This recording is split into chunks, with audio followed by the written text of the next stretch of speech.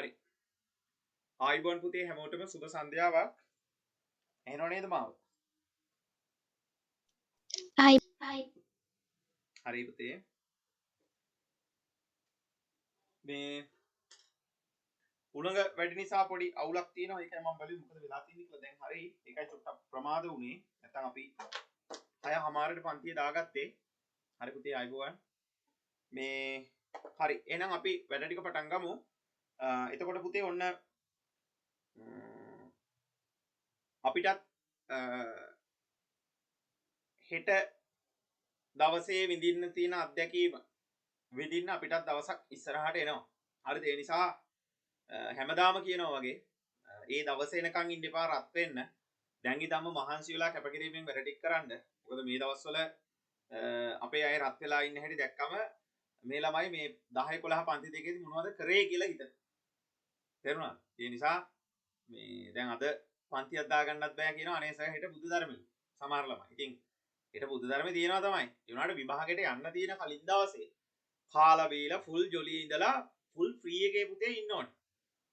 විභාගේ හෙට නම් අද දවසේ මොකද කරන්න ඕනේ? අද දවසේ ෆුල් රිලැක්ස් එකේ බොහොම නිදහසේ ඉන්න ඕනේ. හිත මේ තැම්පත් කරගෙන සරලව කිව්වොත්. ඒ නිසා ඔය 10 11 පන්ති දෙකේදී ඉගෙන ගන්න තියෙන සමස්ත විෂය නිර්දේශය අපිට එක දවසින් ආවරණය කරන්න බෑ. තේරුණානේ? ඒ නිසා ඒ පීඩනය ගන්න නැතුව හරිද? ඒ බය වෙන්නේ නැතුව දැන් ඉඳන්ම පිළිවෙලකට වැඩ ටික හදාගෙන යන්න. මොකද ඊළඟ පාර අද වගේ දවසක් ඒගොල්ලන්ට එනවා වගේ අපිටත් එනවා කියන එක අනිවාර්යෙන් මතක තියාගන්න. ඒ නිසා ඔන්නෝක මතක් කරන ගමන් අපි යම් වැඩේ පටන් ගන්න.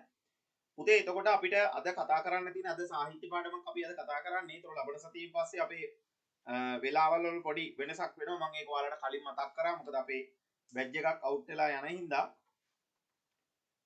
හරි. එතකොට අපි මේ වෙනකොට සාහිත්‍ය පාඩම් වල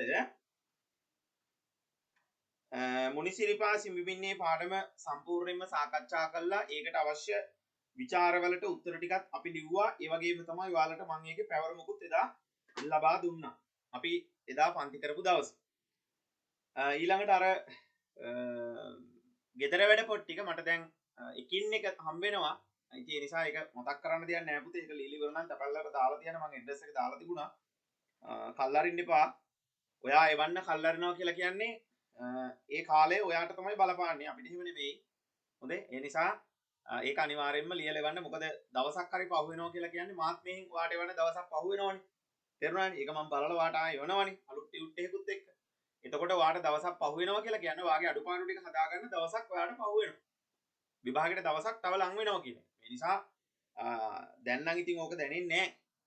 නේද? තාම අර සක්‍ර දෙයියන්ගේ පඬු පුල්ලාසනේ වගේ පාණ්ඩු කම්බල සෛලාසනේ වගේ තාම රත් වෙලා නැහනේ. ඉතින් ඕක රත් වුණාට පස්සේ තමයි දැනෙන්නේ.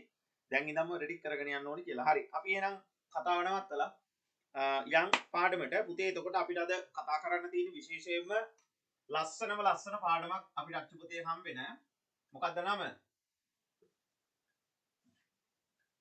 ගංගාවේ සංගීතය. අන්න හරි. ගංගාවේ සංගීතය. හරිනේ. එතකොට ගංගාවේ සංගීතය කියන ඒ කියන්නේ අපේ සාහිත්‍ය පොතේ පද්‍ය පාඩම් වලින් හරිම ලස්සන පාඩමක් තමයි මේ ගංගාවේ සංගීතය කියන පද්‍ය පාඩම. එතකොට මේ ගංගාවේ සංගීතය කියන පාඩමේ පොඩි විශේෂත්වයක් තියෙනවා. ඒක ඔයාලට කියලාම අපි පාඩමට යන්. දැන් මේ ගංගාව කියලා කියන්නේ පුතේ අපිට පැහැදිලිවම පේනවා මේක මේ ගංගාවක් නැත්තම් ගඟක් මුල් කරගෙන තමයි මේ නිර්මාණය ඉදිරිපත් කළා තියෙන්නේ. හරිද? ගංගාවක් මුල් කරගෙන තමයි මේ නිර්මාණය ඉදිරිපත් කළා තියෙන්නේ. එතකොට මොකද්ද මේ සංගීතය කියන එකෙන් කියන්නේ? සංගීතය මේ ගංගාවක තියෙන මිහිරියාව. මොකද සංගීතය කියන්නේ පුතේ මිහිරි දෙයක් නේ. පැහැදිලිනේ? එතකොට ගංගාවක තියෙන මිහිරියාව තමයි ගංගාවේ සංගීතයේ පද්‍ය පන්තියෙන් ඉදිරිපත් කරන්නේ. හැබැයි මේ කියන ලස්සන මාතෘකාව අරගෙන කවිය පුතේ අපිට අලුත්ම ලස්සන පණිවිඩයක් කියලා දෙනවා. මොකද්ද කියලා දෙන්නේ? ජීවන දර්ශනයක් කියලා දෙනවා. ඒක ඔළුවට දාගන්න පාඩමට යන්න කලින් එතකොට ඔයාලට තේරෙනවා මොකද්ද මේ කියන්නේ කියලා. ජීවන දර්ශනය. ජීවන දර්ශනයක් කියලා කියන්නේ සරලව කිව්වොත් එහෙම චූටි උදාහරණයකින් අපේ අතේ ඇඟිලි පහ එක වගේ නෑ. පහ පස් ආකාරයක්. තේරුණානේ? පහ පස් ආකාරයක්. ඒ කියන්නේ විදි පහක්. ඒ වගේ මේ ලෝකේ ජීවත් වෙන මිනිස්සුන්ට කිසිම වෙලාවක හැමදේම එකම විදිහට ලැබෙන්නේ නැහැ. සරල උදාහරණයක් ගමු මේ දවස්වල. බාධක අපිට පෙට්‍රල් තිබුණාට ඕගලන්ට පෙට්‍රල් නැහැ. ඕවන් හරි ජීවිතයේ ස්වභාවය. එතකොට අපිට ඩීසල් තිබුණාට තව කෙනෙකුට ඩීසල් නැහැ. අන්න ඒ වගේ. එතකොට මේ ගංගාවේ සංගීතය කියන පද්‍යපන්තිය තුලින් එච්.එම්. කුඩලිගමයන් ඉදිරිපත් කරන ජීවන දර්ශනය තමයි අටලෝ දහමත් එක්ක මුසු විච්ච ජීවිතය. මොකද්ද? අටලෝ දහම.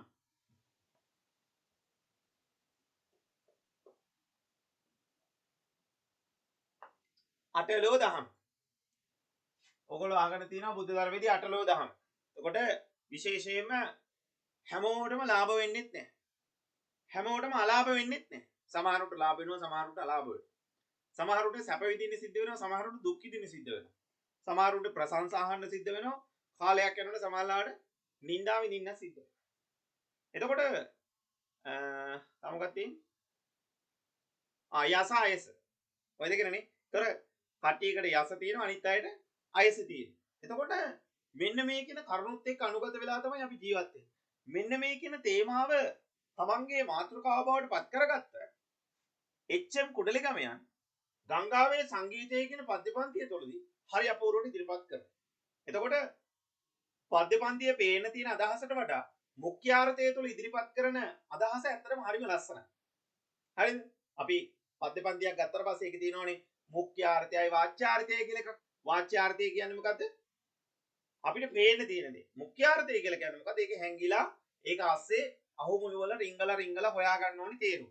පැහැදිලිනේ පුතේ? හරි. ඒ නිසා අපි පද්‍යපන්තියට යන්න කලින් අපිට තියෙනවා මුලින්ම කතා කරන්න පොඩි විස්තරයක්. ඒ විස්තර ටික අපි කතා කරලම ඉස්සරහට යමු. තා චූටි මතක් කිරීමක් කරන්න ඕනි.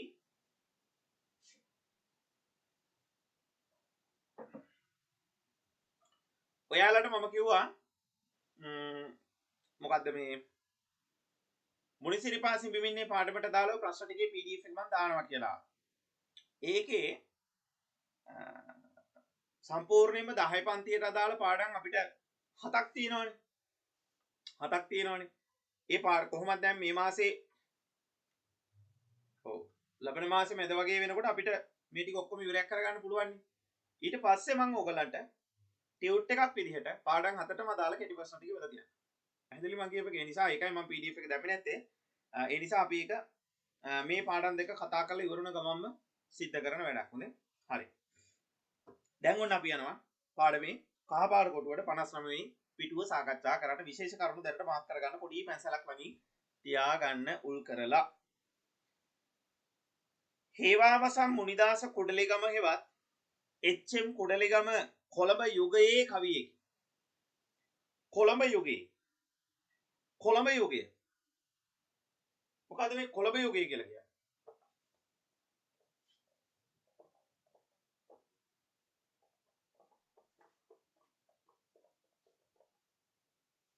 කොළඹ යුගය. කොළඹ යුගයේ තමයි පුතේ අපි නූතන පද්‍ය සාහිත්‍ය නිර්මාණය වෙන්නේ. මොන සාහිත්‍යද? නූතන පද්‍ය සාහිත්‍ය. එතකොට ওই සාහිත්‍ය යුගයේදී හිටියා ගොඩාක් රචකයෝ. විශේෂයෙන්ම එච්.එම්. කුඩලිගම, පියදාස සිරිසේන, ඊට පස්සේ පියදාස සිරිසේන මහත්මයා, ඊට පස්සේ ටිබෙට් ජාතික ඇස් මහින්ද හාමුදුරුවෝ, ඊට පස්සේ අපිට ගන්න පුළුවන් කවුද මේගොල්ලෝ මේ රැපියල් තෙන්නකෝන් මහත්මයා, ඊට පස්සේ විමල රත්න කුමාරගම් මහත්මයා, මුනිදාස කුමාරතුංග මහත්මයා, ඔය වගේ ගොඩක් අය හිටියා. හරිද? එතකොට ඒ අය සම්පූර්ණයෙන්ම තමන්ගේ නිර්මාණ ශක්තිය නැත්තම් තමන්ගේ නිර්මාණ හැකියාව ඉදිරිපත් කරන්න හරි ලස්සන මාතෘකා තෝරගත්ත කාල සීමාවක් තමයි මේ කොළඹ යුගයේ කවි පරම්පරාව කියලා කියන්නේ. එතකොට ඕකේ පරපුරවල් ගොඩක් තියෙනවා. අපිට ඒ ලොකුවට යන්න ඕනේ නැහැ කතා කරන්න. එතකොට කුඩලිගමයන් කියලා කියන්නේ මතක තියාගන්න කොළඹ යුගයේ විසූ කවියෙක්. ඕක විභාග ප්‍රශ්න පත්‍රයකට අහලා තිබුණ එකයි මම ඔක ඔච්චර විස්තර කරේ. හොඳට මතක තියාගන්න කොළඹ යුගයේ ජීවත් වෙච්ච කවියෙක්. ස්වභාව සෞන්දර්ය මහත් අභිරුචියෙන් වර්ණනා කළ අභිරුචියේ කෝ කතා කරමු මාත් එක්ක අභිරුචිය රුචිය කියන්නේ මොකටද? රුචිය කියන්නේ මොකටද? කැමැත්ත. very good කැමැත්ත. ඕක ඉස්සරහට අපි දානවා අභිරුචිය. මේ පදේට මොකක්ද කියන්නේ? මේ කැලේට මොකක්ද කියන්නේ? උපසර්ග. very good බොහොම හොඳයි උපසර්ගයක්. උපසර්ගයක්. රුචිය කියන්නේ කැමැත්ත අභිරුචිය කියලා කියන්නේ වඩාත් කැමැත්ත. වඩාත් කැමැත්ත වැඩි කැමැත්ත විශේෂ කැමැත්ත ඔය විදිහට ගන්න පුළුවන්. එතකොට අභිරුචියක් තාමත් හොඳින් කැමැත්ත. දැන් අර අපිට හම්බ වෙනවා ඕගොල්ලෝ බුද්ධ ධර්මයේ ඉගෙන ගන්නකොට අපිට හම්බ වෙනවා මේ අර මේ ත්‍රිපිටකයේ බෙදෙන කොටස් තුන. සූත්‍ර පිටකය, විනය පිටකය, අභිධර්ම පිටකය. එතකොට ධර්මය කියලා කියන්නේ දහමට අපි කියන උපසර්ග පදේ දැම්මට පස්සේ අභිධර්මයේ බවට පත් වෙනවා. හරිනේ? හරි. පුතේ එතකොට මහත් අභිරුචියෙන් වර්ණනා කළ කවීන් අතර හෙතම විශේෂින් කැපී පෙනේ. හොඳට මතක තියාගන්න. එතකොට මෙතුමාගේ නිර්මාණවල තිබිච්ච විශේෂ ලක්ෂණය තමයි මොකද්ද? ස්වභාව සෞන්දර්ය වර්ණනා කළ කවිය. වර්ණනා කිරීම. බොහොම හොඳයි. ස්වභාව සෞන්දර්යය වර්ණනා කිරීම තමයි පුතේ මෙතුමාගේ නිර්මාණවල තිබිච්ච විශේෂ ලක්ෂණය. දැන් ඔය කොළඹ යුගයේ හිටපු ගොඩාක් කවි විශේෂයෙන් අපිට හම්බ වෙනවා තවත් එතුමාගේ සගයෙක් විමලරත්න කුමාරගමයා. විමලරත්න කුමාරගම මහත්මයාත් ඔය අයියනායක පද්‍ය පන්තිය ලියනකොට, හේරත් අහඹි පද්‍ය පන්තිය ලියනකොට, ඒ වගේ පද්‍ය පන්ති වලදීත් පුතේ ගොඩාක් වෙලාවට මේ ස්වභාව සෞන්දර්යය තමයි ඇත්තරම වර්ණනා කරන්නේ. හරිද? එතකොට ඒ වර්ණනා කරපු කවීන් අතර ප්‍රමුඛ පළේ ලිස්ට් එකේ ඉස්සරහින් ඉන්න කෙනෙක් තමයි අපේ මේ කුඩලිගම කවියා. එසේම ඔහු මිනිස් දිවිය හා සෝබා දහම අතර සම්බන්ධතා සෝබා දහම අතර ඇති සම්බන්ධතා දාර්ශනික පදනමකින් ඉදිරිපත් කළේ. දැන් අපි කතාවට අහලා තියෙනවා පුතේ ගහක් කැපුවොත් පැල කීයක් හිටවන්න ඕනි කියලාද? පැල 10ක් වක් හිටවන්න ඕනි කියලා. පැල 10ක් හිටවන්න ඉඩ තියෙනවා නම් ඉතින් ගහ කපන්නේ නැහැ නේද? ඒක නෙමෙයි මේ කියන්නේ. එක පැලයක් හරි හිටව පල්ලා කියන එක තමයි මේ කියන්නේ නොක. ඒ නිසා තමයි කියන්නේ 10ක් කියලා කියන්නේ. හරිද? එතකොට ගහක් කැපුවොත් අපි ඒකට අනිවාර්යෙන් පැලයක් හිටවන්න ඕනේ. එහෙම තමයි මේ ස්වභාව ධර්මයේ පෝෂණය වෙන්නේ. එතකොට ස්වභාව ධර්ම අතර සහ මිනිස්සුන්ගේ ජීවිත අතර අභියෝජනීය බැඳීමක් තියෙනවා. ඇයි අපිට AC හයි කරගන්න වෙලා තියෙන්නේ? ගමේ ඉන්න කෙනාට AC එක අවශ්‍ය වෙන්නේ නැහැ. ගස් කොළන් තියෙනවා, පරිසරය තියෙනවා. ටවුන් එක නාගරීකරණය වෙලා තියෙන්නේ. කොන්ක්‍රීට් වනාන්තර හැදිලා, කොන්ක්‍රීට් ගෙවල් හැදිලා. එතකොට අපිට මොකද වෙලා තියෙන්නේ? අපිට පරිසරයෙන් ලැබෙන මේ සිසිලස ස්වාභාවික විදිහට ගන්න පුළුවන් කමක් නැහැ. අපි නාගරීකරණය තුළ ජීවත් වෙන නිසා. ඒ නිසා අපි මොකද කරන්නේ? ඒකට කෘත්‍රිම උපකරණ පාවිච්චි කරගන්න. එතකොට පරිසරයයි අපි අතර අභියෝජනීය බැඳීමක් තියෙනවා. තේරුණාද? ඉස්සර මිනිස්සු කැලේට ගිය පුතේ කොළාත්තක් කඩලා ගහක එල්ලලා ඒකට වැඳලා තමයි කැලේට ගියේ. ගහක් කපන්න කලින් ගහට වැඳලා තමයි ගහ කැපුවේ. ඊට පස්සේ ගහක් කපන්න කලින් ගහකට නගින්න කලින් ගහට වැඳලා තමයි ගහට නැග්ගේ. ඒතොර ඒ වගේ ඇතර මේවයි දැන් අර මිත්‍යා මත පැත්තක් වෙන්නත් කියලා අපිට හිතන්න පුළුවන්. ඒක වෙනම පැත්තක්. නමුත් අර පරිසරයයි මිනිසයි අතර තිබුණා මාරම සම්බන්ධතාවය. පැහැදිලිද? හරි. ඊට පස්සේ මෙන්න මේ කියන දේ හරි ලස්සනට ඉදිරිපත් කරන්න කුඩලිගමයන් පුතේ කුඩලිගමයන් තුල පුදුමාකාර හැකියාවක් තිබ්බා කියලා අපි අහලා තියෙනවා. වර්ෂ 1918 දී කළුතර කුඩලිගමදී උපත ලැබූ එච්.එම්. කුඩලිගම මිෂනාරී පාසලෙන් ජ්‍යෙෂ්ඨ පන්තියට ඉගෙනම ලැබුවේ. ඔන්න මතක තියාගන්න කුඩලිගම මහත්මයා ඉපදුනේ පුතේ වර්ෂ ආද 1918 වර්ෂයේදී 1918 වර්ෂයේදී තමයි මෙතුමා උපදින්නේ. එතකොට මෙතුමා ඉස්සලම අධ්‍යාපනය ලබනවලු මිෂනාරි පාසලේ. මොකද්ද මේ මිෂනාරි පාසල කියලා කියන්නේ? මිෂනාරි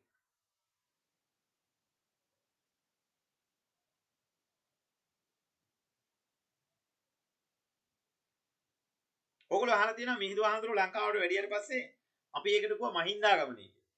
මහින්දාගමනයෙන් පෝෂණය වෙච්ච පිරිවෙන් අධ්‍යාපනයක් අපේ ලංකාව තුළ නිර්මාණය වුණා. ඒක තමයි අපේ රටේ නිර්මාණය වෙච්ච ඉස්සෙල්ලාම අධ්‍යාපන ක්‍රමවේදය.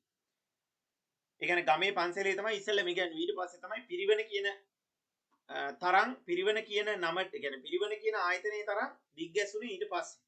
ඔය ASCII තමයි අපේ රට ආක්‍රමණය කරන්න එනවා. අපි අහලා තියෙන ඉංග්‍රීසි ලන්දේසි පෘතුගීසි මේ කියන තුන්ගොල්ලක් අපේ රට ආක්‍රමණය කරන්න එනවා.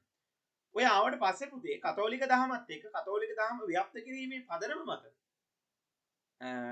විශේෂයෙන්ම ඉංග්‍රීසි භාෂාව ප්‍රචලිත කිරීමේ පදනම මත ඉස්සෙල්ලාම ලංකාවේ පාසල් පද්ධතියක් ආරම්භ කරා ඒ කාලේ. හරිද? ඊට පස්සේ හැබැයි ඒකට පින් සිද්ධ වෙන තමයි අද පාසල් අධ්‍යාපනය තියෙන්නේ හොඳේ. එතකොට ආන්න ඒ මුල් පාසල් කාලයට අපි කියනවා පුතේ මොකක් කියලාද? මිෂනාරි පාසල් ක්‍රමවේදය කියලා. පැහැදිලිනේ? හරි. අපි යනවා ඉස්සරහට. පුතේ මොකක් හරි අහන්න නැතුවද? රුෂේන්නේ මයික් එක ඔන් කරේ මොනවා හරි අහන්නද? ඇහෙනව නේද මාව?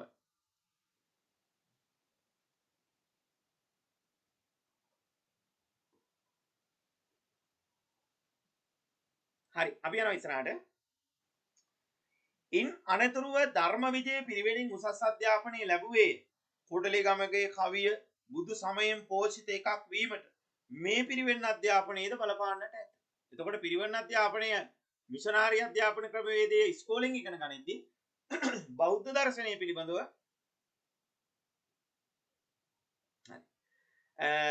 බෞද්ධ දර්ශනය තුළ බෞද්ධ දර්ශනය පිළිබඳව මෙතුමා ඉගෙන ගත්තේ පුතේ පිරිවෙන් අධ්‍යාපනය හරහා.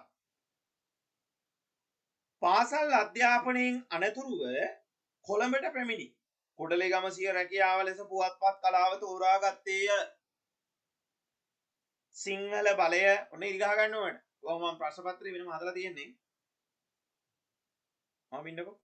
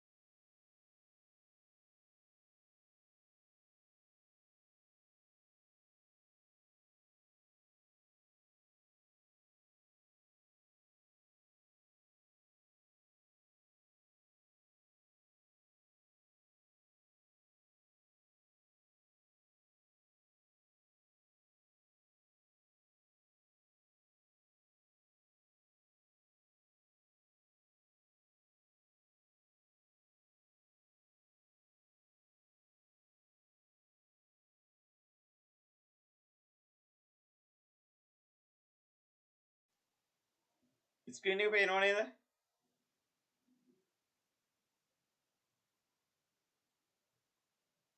ඔව් සර්. හරි.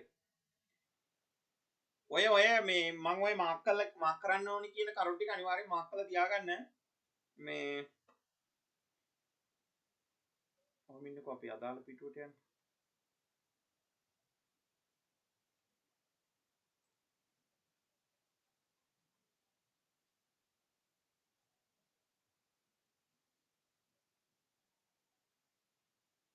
ඔයාලට මම හිතන්නේ පේනවා ඇති ස්පීඩ් ගියාට. මේ මෙන්න මේ විදිහට පුතේ මේ පාඩම් හතරම වෙනම ටියුට් එකක් ඕගලන්ට හම්බ වෙනවා. හොඳයි. එතකොට මේ තියෙන මේ ගංගාවේ සංගීතයේ පන්තිට ඇතුළත් පදපන්ති මේ පාඩමට ඇතුළත් මේ ප්‍රශ්න ටික මේ තියෙන්නේ. හරිනේ. එතකොට මේ විදිහට සම්පූර්ණයෙන්ම පාඩම් හතරටම මේ ටික හම්බ වෙනවා. හරිනේ. එතකොට මේ ඒ නිසා ඔය මම දැනට මාක් කරගන්න ඕනි කියන කරුණු ටික පුතේ අනිවාර්යයෙන්ම මාක් කරලා තියාගන්න. එතකොට ඔයාලට ප්‍රශ්නයක් වෙන්නේ නැහැ. මේ පැහැදිලි කරගන්න පුළුවන් උත්තර ටික ලියද්දි. හරි. අපි යනවා ඉස්සරහට. පුවත්පත් කලාව තෝරගත්තා. ඊට පස්සේ පුතේ මෙතුමා සේවය කරන පුවත්පත් කිහිපයකම. ඔන්න බලන්නකෝ. අන්න ඒ ටික මතක තියාගන්න. කටපාඩම් කරලා මතක තියාගන්න විභාගවලට අනිවාර්යයෙන්ම අහන්න. හරිද? මොනවද පුතේ? ඕක කතා කරමු ඔය පැත්තෙන්. දැන් සද්ද නැතුව හිටියා ඇති. එක කියන්නේ සිංහල බලය. සිංහල බලය. දෙවැනි එක දිනමින. ඔව් දිනමින. ඊට පස්සේ තුන සිළුමිණ. දිනමින ඊට පස්සේ සිළුමිනනේ. සිළුමිණ. ඔව් සිළුමිණ ඊට පස්සේ ජනතා ඒකත් පත්තරේ. ඔව් මේ බලන්න සිංහල බලය හරි සිංහල බලය දිනවින සිළුමිණ ජනතා මෙන්න මේ කියන ජනතා ආදී පුවත්පත්වල සේවය කළ ඔහු කලක් සුවඳ කවි සංගරාවද සංස්කරණය කළේය. කෙලින්ම අහනවා කුඩලිගමයන් සංස්කරණය කරන ලද සංගරාව කුමක්ද? එතකොට අපි ලියන්න ඕනේ මොකද්ද? සුවඳ. ඔක හොඳට මතක තියාගන්න. ඒක සංගරාවක් හොඳේ. සුවඳ.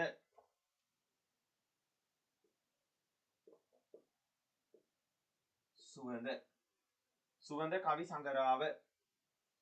මේ වගේ ඒවා ලියනකොට අනිවාර්යෙන් පුතේ උඩුකමා දාන්න පුරුදු වෙන්න. මොකද අපි උඩට ගන්න දෙන්නේ.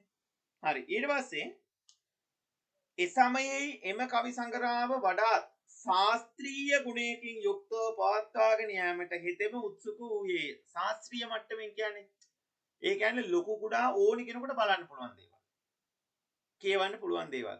චූටි ළමයින්ට, තරුණ තරුණියන්ට, වැඩිහිටියන්ට, වයසක ආච්චිලා සීයලට මේ හැමෝටම පොදුවේ බලන්න පුළුවන් නිසා ඒක තුලේ ඒක බලල වෙලා ඒකෙන් දැනුමක් ලබා ගන්න පුළුවන් ඉන්න මට්ටම හැදුවා. ඒකට තමයි අපි කියන්නේ ශාස්ත්‍රීය වශයෙන් මේ ටික පවත්වාගෙන යන්නේ තුමා උද්‍යෝගිමත් වුණා කියලා. රයිට්. ඒතකොට දැන් ඡේද තුනක් කියුවා. ওই ඡේද තුනේ තේරුම් නැති තැනක් තියෙනවා නම් ඔහොම මයික් එක ඔන් කරලා අහන්න ඉස්සරහට යන්න කලින්.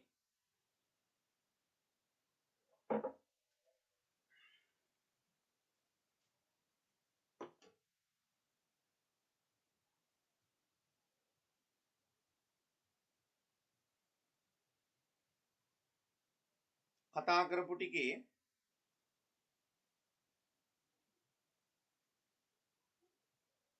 නැද්ද? ඉස්සරහට යන්න දෙන්න.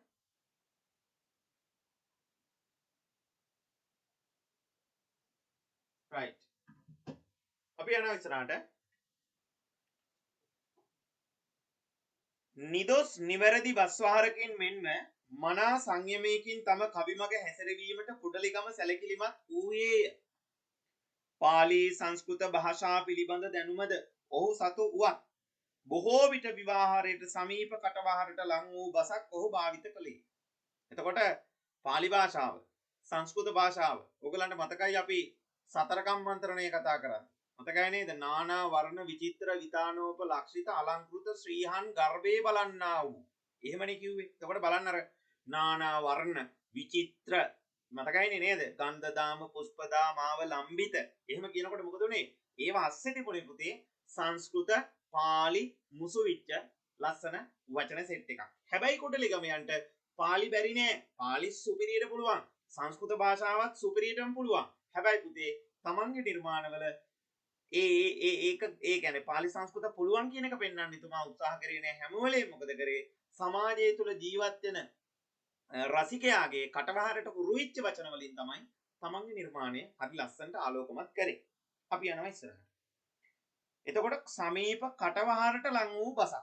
ඔන්න එතුමාගේ නිර්මාණවල බස් වහර මතක තියාගන්න. මොකද කටවහරට හුරු බසක් කියන එක තමයි එතුමා අනුගමනය කරේ. පෙරද සඳහන් කළ පරිදි ස්වභාව සෞන්දර්ය හා බැඳුණු කවියාර හේතුවෙන් සිංහල ශෛලී ලෙස කුඩලිගම ප්‍රකට වුවද බටහිර කවියෙකු ශෛලීගේ කවි ඔහු කියවා නොතිබිනි. ඔන්න බලන්න. ඒක සාමාන්‍යයෙන් අද කාලෙත් කියනවනේ. සමහරුන්ට සමහරු අපි සමාන කරනවා. හරිද? එතකොට සිංහල ශෛලී එතකොට මේ සිංහල ශෛලී කියන එකේදී මේ ශෛලී කියලා පුතේ ඉංග්‍රීසි ජාතික කවියෙක් ඉඳලා තියෙනවා. මොකක්ද එයාගේ නම? ශෛලී. එතකොට මෙයා බටහිර. ඒ කියන්නේ සරලව කිව්වොත් එහෙම ඉංග්‍රීසි ජාතිකයෙක්. දැන් අපිට හම්බුනේ ලෙනාඩ් වොල්ෆ් මහත්මයා අන්න ඒ වගේ ඉංග්‍රීසි ජාතික කවියෙක්.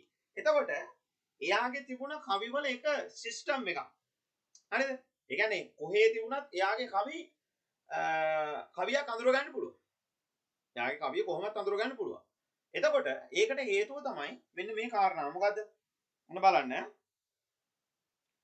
ස්වභාව සෞන්දර්ය හා බැඳුණු කවියාර හේතුවෙන්. ස්වභාව සෞන්දර්ය හා බැඳුණු කවියාර හේතුවෙන් කවියාර කියලා කිව්වෙ මොකද්ද? කාව්‍යමය සම්ප්‍රදාය නැත්තම් කවි ලියන ස්වභාවය නැත්තම් නිර්මාණවල ස්වභාවය එයාටම අනුගත වෙච්ච සිස්ටම් එක. ආර හේතුවෙන් සිංහල ශෛලිය ලෙස කුඩලිගම ප්‍රකට වුවද බටහිර කවියෙකු වූ ශෛලීගේ කවි ඔහු කියවා නොතිබිනි. ඕන. එතකොට සිංහල ශෛලී කියලා කුඩලිගම් මහත්මයා අපේ ලංකාවේ හිටපු අය පට්ට ගැහුවට කවදාවත් ශෛලී කියන කවියේ නිර්මාණකරුවගේ කවියක් කුඩලිගම් මහත්මයා දැකලවත් නැහැ. හැබැයි ශෛලී කියන ඉංග්‍රීසි ජාතිකයාගේ ස්වභාවයෙන්ම තමයි කුඩලිගම් මහත්මයා තමන්ගේ නිර්මාණ ඇත්තරම ඉදිරිපත් කළ තුනේ එකක් පොඩි විශේෂත්වයක් වෙලා තියෙනවා.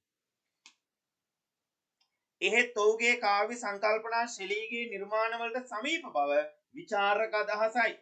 ඒ කෙසේ වුවත් එච්.එම්. කුඩලිගම කවියා ටාගෝර් කිවිඳුන්ගේ නිර්මාණවලට සමීප වූ අන්දමත් ඒවායේ ආభాසය ලැබූ අවස්ථා සිහිපත් කර ඇත. එතකොට ඉන්දියාවේ හිටියා රබීන්ද්‍රනාත් ටාගෝර් කියලා. ලස්සනම සුන්දරම චරිතයක්.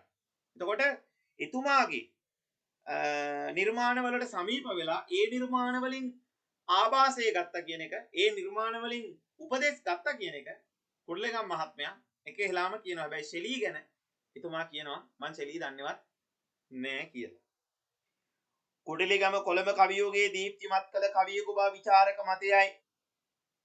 කුඩලිගම කොළඹ කවියෝගේ දීප්තිමත් කළ කවියේ. ඊට පස්සේ ඔන්න ඊළඟ කාරණාව හොඳට මතක තියාගන්න මෙන්න මේවා මේ විභාගයට අහනවා.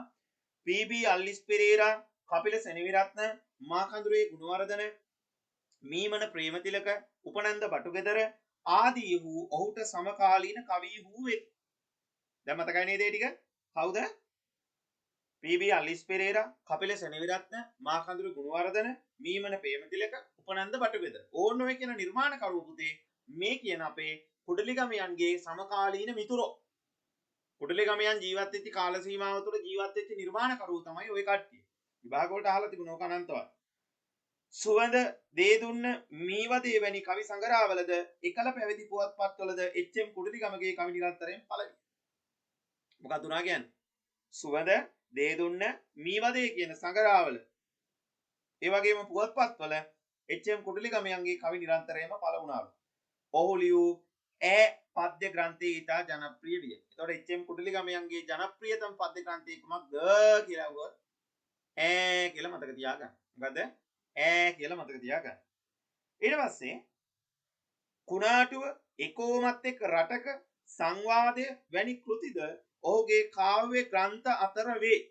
මනුෂ්‍ය ජීවිතයේ සෝබාදහම ප්‍රේමය පිළිබඳ අපූර්ව අත්දැකීම්. ඔන්න මතක තියාගන්න කරුණු 2 3 මනුෂ්‍ය ජීවිතයේ සෝබාදහම හා ප්‍රේමය අපූර්ව අත්දැකීම් සිය නිර්මාණ මගින් මතු කිරීමට සමත් වූ සංවේදී කවියෙකු වශයෙන් සිංහල කාව්‍ය වංශයෙන් නොමැකෙන නමක් සටහන් කළ කුඩලිගම කවියා 1973 අගෝස්තු මාස පළවෙනිදා අභාව ප්‍රාප්ත වී. ඒතර එතුමාගේ නිර්මාණවල තිබිච්ච තවත් විශේෂත්වයක් තමයි පුතේ මනුස්ස ජීවිතය හා සෝභා දහමත් එක්ක මේ ප්‍රේමයේ මුසු වෙලා තියෙන ආකාරය හරි අපූර්වට පුතේ උගන්වලා තියෙනවා. ඒක තමයි මෙතනදී විශේෂයෙන්ම කියන්නේ. ඊළඟට බලන්න. ලෝ දහම පිළිබඳ එලිදහරක් විටින් විට විහිදුවන ලෝ දහම පිළිබඳ. ලෝ දහම කියලා කිව්වේ ඕකට දාගෙන ඉස්සරහන් 8 කියලා. ඒතකොට 8 ලෝ දහම. ඕක තමයි මේ ලෝකේ කාට වුණත් සිද්ධ වෙන එකම දේ. එලිදරව්වක් විටින් විට විහිදුවන ගංගාවේ සංගීතයේ නැමැති කුඩලිගම කවියාගේ පැදිපෙළ මේ පාඩමින් විස්තර කෙරේ. එතකොට ඔන්න ලෝකයේ පිළිබඳව සමාජය තුළ ජීවත් වෙන මිනිස්සුන්ගේ දේවල් මොකක් කරනවද?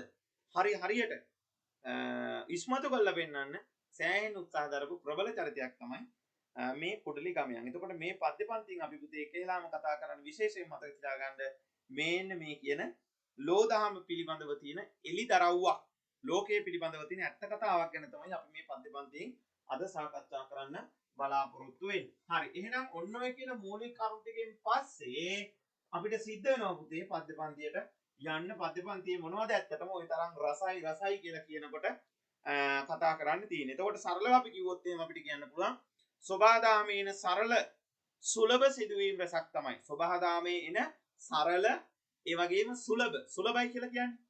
සුලභ දුලභ කියලා වචන දෙකක් අපිට හම්බ වෙනවා. සුලභ දුලභ කියලා වචන දෙකක් අපිට හම්බ වෙනවා. සුලභයි කියලා කියන්නේ මොකද්ද? දුර්ලභ නෑ කියන එක. ඒ නිසා දුර්ලභ නැති හරි ලස්සන අවස්ථාවන් රසක් පුතේ මේ නිර්මාණය කරා කවියක් අරගෙන තිනවා. හරි අපි එනම් පන්තියට යන්න.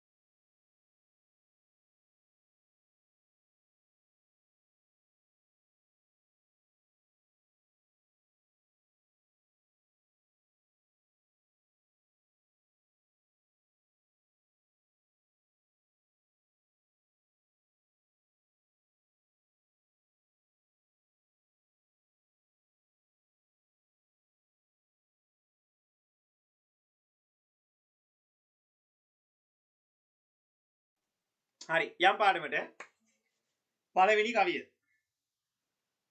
1 2 3 4 5 6 7. ඔව්. කඳු බෑවුමක දන් බෝවිටි පඳුරු තලා පහලට ඇදී පරමල් පෙති ඉවත නොලා කලදෝදියෙන් පොඟවාරන් පුලින තලා සංගීතවත් වී යමි ඉදිරියට ගලා. කවිය කියනවා කඳු බෑවුමක දන් බෝවිටි පඳුරු තලා. මොන්ටිසෝරි යන කොල්ලෙක් කෙල්ලෙක් වුණත් චූටි බබෙක් වුණත් දන්නවා මෙහෙම කඳු තියෙන ඕනේ තරම්. අපි ඔහමනේ ඉස්සර කඳු වැද්දේ නේද? කොහොමද තමයි කඳු වෙන්නේ. එතකොට කඳු බෑවුමක දන් බෝවිටි පඳුරු තලා. මේ කන්දෙන් පටන් ගන්නවා පොඩි වතුර පාරක්. මේක එනවා මේ ඉස්සරහට. මේක ටික ටික ඉතින් ලොකු වෙලා එනවා. ඕක ඔය එන අස්සේ මේ අයිනි තියෙනවා පුතේ ලස්සන චූටි පඳුරු. පොඩි ගස් තියෙනවා. හරි. ඕම් ඔය විදිහට. හරිද? ඔය වගේ පඳුරු තියෙනවා. කවිය කියනවා කඳු බෑවුමක කන්දේ යටම බෑවුමක දන් බෝවිටි. ඔන්න වරක දෙකක් කියනවා. ස්වාභාවික පරිසරයේ අපිට හම් වෙන දෙකක්. මොකද්ද? දන් බෝවිටි. පඳුරු තලා. ඔයාලා දැකලා තියෙනවා වතුර බාල්දියක් අපි වත්තේ හැලුවොත් එහෙම නැත්තම් වතුර බාල්දියක් හයියෙන් පැල ටිකකට දැම්මොත් එහෙම පැල ටික තලාගෙන තමයි වතුර ටික යන්නේ. බලන්න මොනතරම් ප්‍රායෝගිකයිද මොනතරම් සරලයිද කියලා මේ අදහස් ටික. පහලට ඇදී පරමල් පෙති ඉවත නොලා.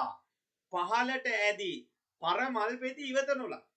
ඒ කියන්නේ මේ වතුර ටික පුතේ පල්ලහැට ගලාගෙන යනවලු පරමල් පෙති ඉවත නොලා. පරමල් පෙති ටික ඉවත් කරන්නේ නැතුව මේ වතුර ටික ගලාගෙන යනවා. කලදෝදියෙන් පොඟවාරන් පුලින තලා සංගීතවත් වී යම ඉදිරියට ගලා. කලදෝදියෙන් පොඟවාරන් පුලින තලා. මොකද්ද පුතේ මේ කියන්නේ? කලදෝදියෙන්. දැන් ඔයාලට මතකයි ඔයගොල්ලෝ අහලා තියෙනවා. ඔව් මොකද හිරුනේ? රිදීවන් ජලයෙන්. අන්න හරි.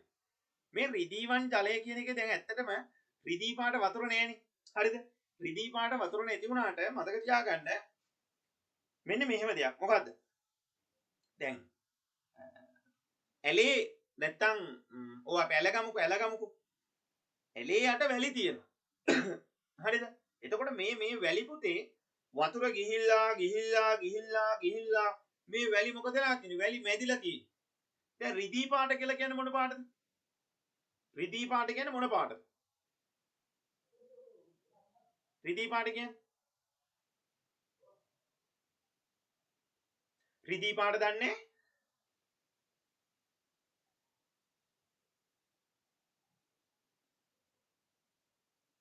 රිදී පාට කියන්නේ මොකක්ද ඒකේ කලර් එක?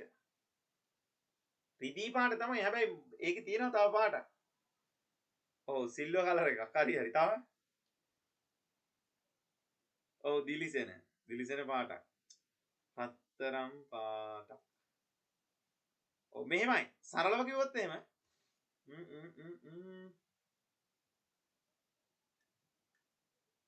පෙන්වන්න එකක් නැහැ. මේ අපි කියන්නේ මේ දැන් ඔය ඇලුමිනියම් පාට තියෙන්නේ. ඇලුමිනියම් තියෙන්නේ. සුදු යකඩ වාදන. සුදු යකඩ බට එහෙම තියෙන අන්න ඒ වගේ. රිදී පාට කියන්නේ මේ පාට. සුදු පාටට උරුයි. එයා සිල්වර් කලර් එකක් ඒකට කියන්නේ. එතකොට මේ වැලි පුතේ මැදිලා මොකද වෙලා තියෙන්නේ? සුදු පාට වෙලා. කවිය කියනවා කලදෝදියෙන් පොඟවාරන් පුලින තලා. මේ වැලි තලාවන් වල මොකද වෙලා තියෙන්නේ? හරියට නිකන් රිදීවන් ජලය ගලාගෙන යනවා වගේ සරලව කිව්වොත්. රිදීවන් ජලය ගලාගෙන යනවා වගේ සංගීතවත් වී යමි ඉදිරියට ගලා. ඒ කියන්නේ සංගීතවත් වී යමි ඉදිරියට ගලා කියන්නේ සින්දු කී කියලාද යන්නේ? නෑ. එහෙනම් මොකද වෙන්නේ? මේ ගංගාවක් ගලාගෙන යන්නේ පුතේ ඒකාකාරී විදිහට නෙමෙයි. විවිධ විදිහට. සත කරන්නේ නැතුවනේ මේ යන්නේ. චූටි ගල් කැට අස්සෙන් වතුර ටික ගිහිල්ලා එළියට වැටෙනවා. ගහක් වැටලා තිබුණොත් ඒ කුඩින් වතුර ටික ගලාගෙන යනවා. එතකොට සමහර තැන්වල පොඩි දියැලි තියෙනවා. දැන් මෙහෙම වතුර පාර ආවොත් එහෙම මේවා සමහරලාට මෙහෙම පල්ලෙහාට මෙතනින් වැටෙනවා. එතකොට මේ හරි ලොකු වතුර වලක් තියෙනවා. නේද? මිනිස්සු නානවා මේ වගේ තැන්වලින්. නේ? එතකොට මොකද වෙන්නේ?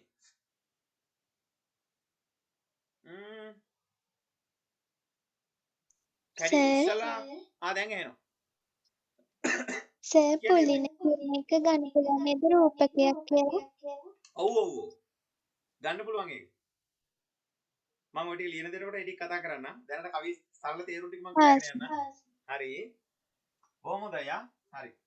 දැන් එතකොට මෙහෙම වතුර ටික වැටෙනකොට මෙතන මොකද වෙන්නේ? මෙතන ජොක ගාලා හද්ද ඇහෙනවා. ඔයාලා දන්නවා ඔයාලගේ ගෙදර වැස්සට වහලට වතුර වැටලා ඒ වතුර ටික වැහි පීල්ලට වැටුණාට පස්සේ වැහි පීල්ලෙන් බිමට වැටෙනකොට දන් වැලක් දාලා තිබුණත් මොකක් දාලා තිබුණත් මොකද වෙන්නේ? සද්දයක් ඇහෙනවා. මේ වැටෙන වතුර පාරත් මොකද වෙන්නේ? එහෙම සද්ද දාගෙන තමයි වැටෙන්නේ. ඒක කවිය දකිනවා මොකක් විදිහටද? සංගීතවත් වී යමි ඉදිරියට ගලා. එතකොට අර සුදු පාට කියන්නේ පෙන පිඩු මතු කර හරිද? රිදී පාට ජල දහරාවක් වගේ මේක ගලාගෙන යන්නේ නිකන් නෙමෙයි. කොහමද?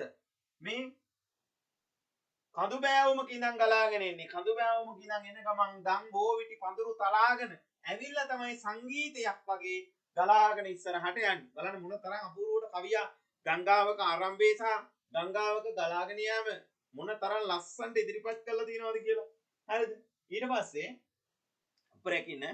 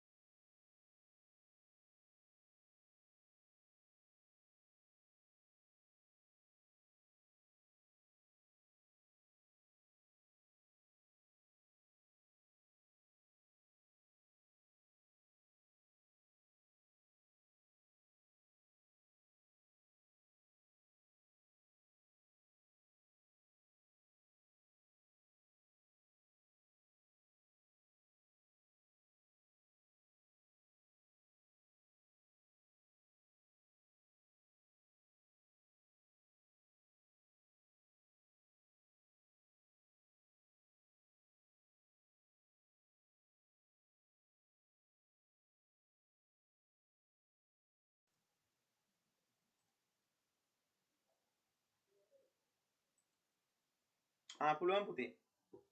පළවෙනි පේලිය නේද අහන්නේ? හරි. ඒක කියන්නේ කඳු බෑවුමක දම්බෝවිටි පඳුරු තලා. අනිත් අයත් අහගන්න. ගංගාවක් ගලන්නේ පුතේ කන්ද පාමුල ඉඳන්නේ. කන්දක් පාමුල ඉඳන්. කඳු බෑවුමක දම්බෝවිටි පඳුරු තලා. මේ දන් කියලා කියන්නේ පුතේ ශාකයක්, බෝවිටි කියලා කියන්නේ ශාකයක්. හරිද? එතකොට මේව තලාගෙන තමයි වතුර පාර එන්නේ. ඒන වතුර පාර හරිද පහලට ඇදී පර මල් පෙති ඉවත නොලා පහළට එන ගමන් මේ ගස් වලට කිසිම හානියක් කරේ නැහැ. තේරුණානේ? ගස් වලට මොකද මේ ගංගාවේ ආරම්භයනේ. ගංගාව ආරම්භයේදී කිසිම හානියක් කරන්නේ නැහැ. ගංගාව ලොකු වෙන්න තමයි ජීවිත හානි, දේපල හානි කරන්නේ. දැන් අපිට මතකයිනේ පහුගිය දවස්වල ගංගා තුරේ වෙල කරපු දේවල්.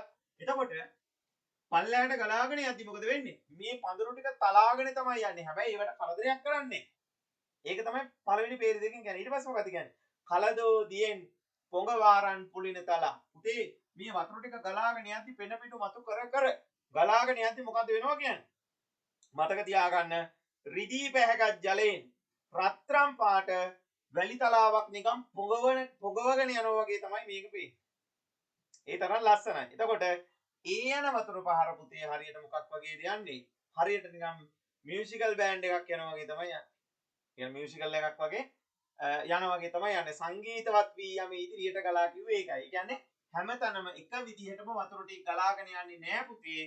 වෙනස් විදිහට ගලාගෙන යන නිසා සංගීතයක් වගේ තමයි අහගෙන ඉන්න බලාගෙන ඉන්න කෙනෙකුට ඇත්තටම මේක පේන්නේ. ඒ තරම් ලස්සන සුන්දරත්වයක් මේකේ තියෙනවා කියන එක තමයි අපි එතනදී තේරුම් ගත යුත්තේ.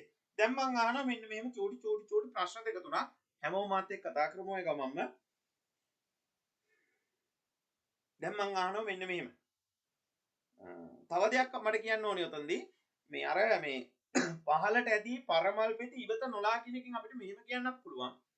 මේ අර ගස් ටික දැන් මෙහෙම පඳුරු තියනවනේ පුතේ.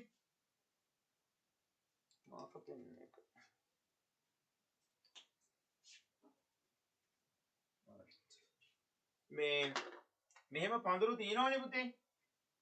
හරිද? මේවයි චූටි මල් හැදිලා තියෙනවනේ. රයිට්. ඊට පස්සේ මේවයි මල් පර වෙනවනේ පුතේ.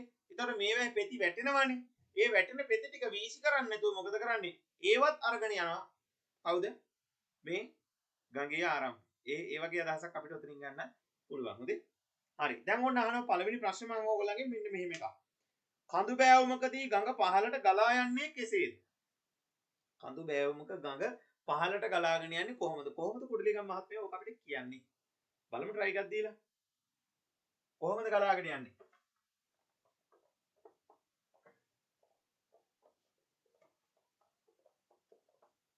ඔන්න මං චූටි දොවක් කරනවා. වැඩි වෙලා ගන්න බෑ මේ වැඩේට. මොනව තලාගෙනද මේක යන්නේ? මොනව තලාගෙනද යන්නේ ඉස්සරහට? තම බෝවිට පඳුරු තලා. very good. බොහොම හොඳයි පුතේ. මොකද්ද? දන් බෝවිටි පඳුරු තලාගෙන තමයි මේක ඉස්සරහට යන්නේ. හරිද? ඊට පස්සේ අපිට තව දෙයක් අහන්න පුළුවන් මෙන්න මෙහෙම. දැන් කලදෝදියෙන් ග්‍රම් පුලිනි තලා පොඟවා යන්නේ අර්ථය කුමක්ද? දැන් ඔය කවියක් දීලා කවිය වලින් අර තද කලුව කරුමි මුද්‍රිත පදවල ලක්ෂණ දක්වන්න කියලා අදහස් දක්වන්න කියලා අපිට එනවා. ඒකට මම මේ පොඩ්ඩක් ඔයාලට මතක් කරන්නේ. දැන් මේ වගේ තැනකදී අපිට අපෙන් අහන්නේ කලදෝදියෙන් ග්‍රම් පුලිනි තලා පොඟවා. හරිද? ඒ කියන්නේ තුන්වෙනි පේලියනේ. ඒකේ තේරුම මොකක්ද කියන්නේ? හරිද? එතකොට අපිට ගන්න පුළුවන් මෙන්න මේම අදහසක්. දැන් මෙන්න මෙහෙම පොඩි සටහනක් දාගන්න පුළුවන් ඔයාලට අවශ්‍ය නම් රිදී පැහැගත් ජලයෙන් රත්රම් පාට වැලි තලාවන් පොඟවනවා යන්නයි. ඒ කියන්නේ රිදී පැහැගත් ජලයෙන් වතුර මොන පාටද? වතුර තනිකරම සුදු පාටයි. රිදී පාටනේ. ඒකෙන් මේ සුදු පාට ජලයෙන් රත්තරම් පාට වෙච්ච වැලි තලාවක් පොඟවාගෙන යනවලු. බලන්න මොනතරම් ලස්සනයිද කියලා අදහස. කලදෝදියෙන් පොඟවා රන් පුලින තලා. රත්තරම් පාට වෙච්ච වැලි තලා. රන් පුලින තලා කිව්වේ ඒකට කලදෝදියෙන් කියලා කිව්වේ මොකටද? රිදී පැහැති දියෙන් කියන අදහස. හරි නේද? ගැටලුවක් නැහැ නේද?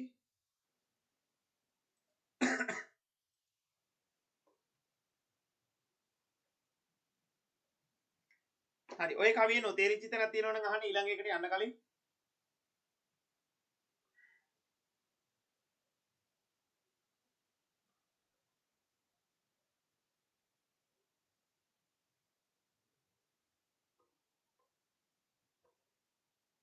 නෑනේ. එහෙනම් දෙකට යනවා මං. සැඟවෙමි එබෙමි නිසසල වෙමි සසල වෙමි ඇඹරෙමි එහෙත් පසු නොබසමි නොනවතිමි කවදා කොතැනකදී හෝ මහ මුහුදු හිමි හමු වුණු කෙනෙහි මා සතු බර ඔහුට දෙමි. බලන්න ලස්සන කවියක්. සැඟවෙමි එබෙමි නිසසල වෙමි සසල වෙමි. මියන්නේ අවසන් වෙලා තියෙනවා. ඔතන තව දෙයක් කියන්න ඕන. මම ඔය ඔතනට එනකන් හිටියේ කියන්නේ. මොකද්ද? හැම ආඛ්‍යාත පදයක්ම ඉවර වෙලා තියෙන්නේ මොන පුරුෂයෙන්ද? ටක් ගාලා කියන්නේ.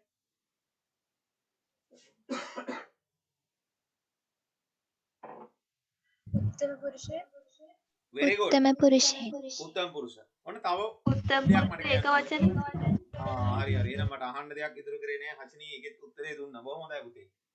උත්තම පුරුෂ ඒක වචනෙන් තමයි අවසන් කරලා තියෙන්නේ. එතකොට උත්තම පුරුෂ ඒක වචනේ මේ පද්‍ය පන්තිය ආරම්භ කරා නම් මේ නිර්මාණය කළා තිනකොට මේ පද්‍ය පන්තිය දිහා අපිට මෙන්න මෙහෙම මාතෘකාවකින් බලන්න පුළුවන්. බලන්නකෝ. මොකද්ද? දෘෂ්ටි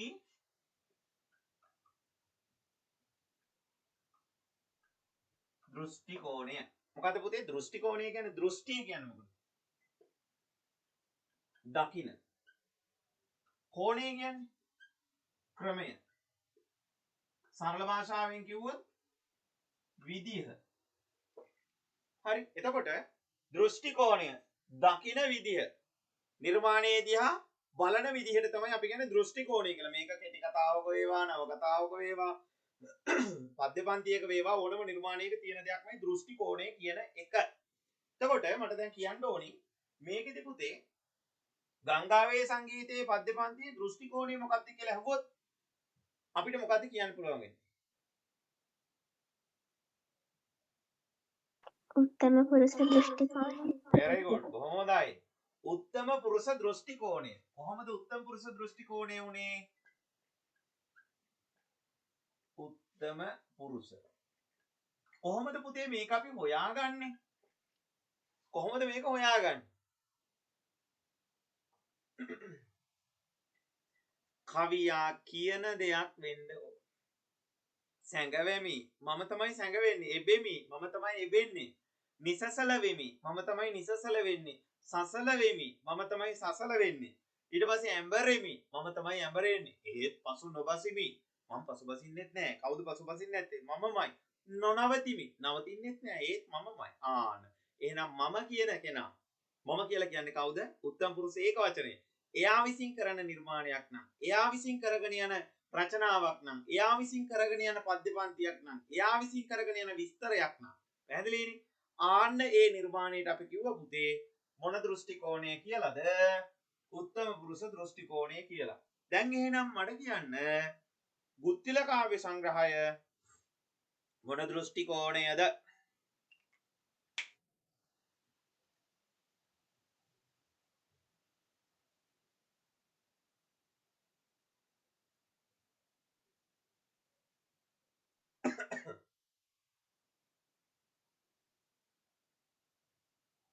නෑ. මොකද්ද? උත්තම පුරුෂ ඊළඟට මොකද්ද අපිට ගන්න පුළුවන් එකද?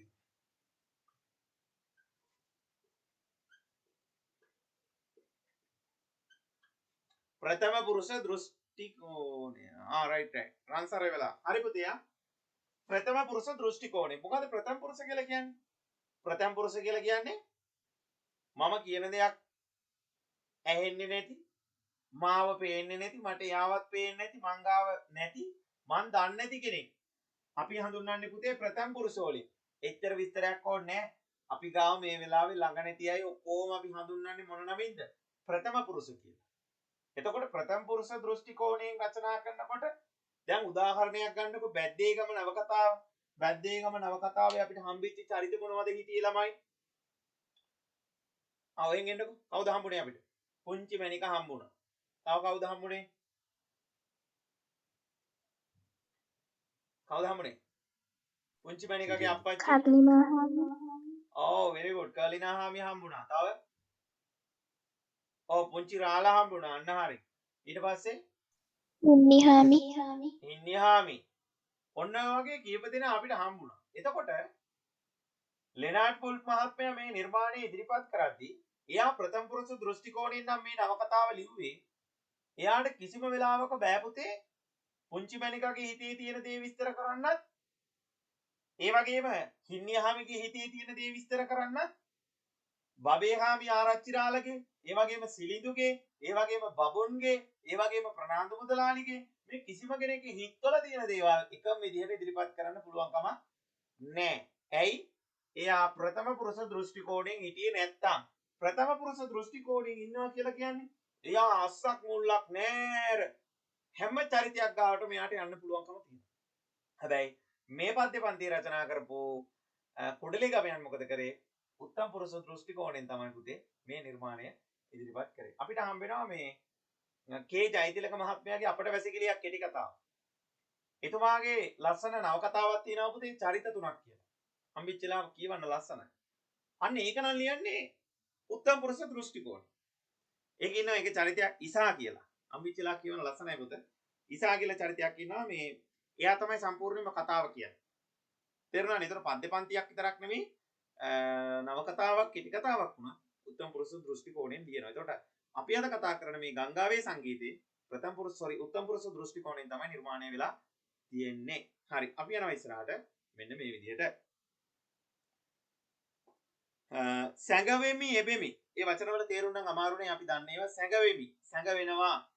එබෙමි.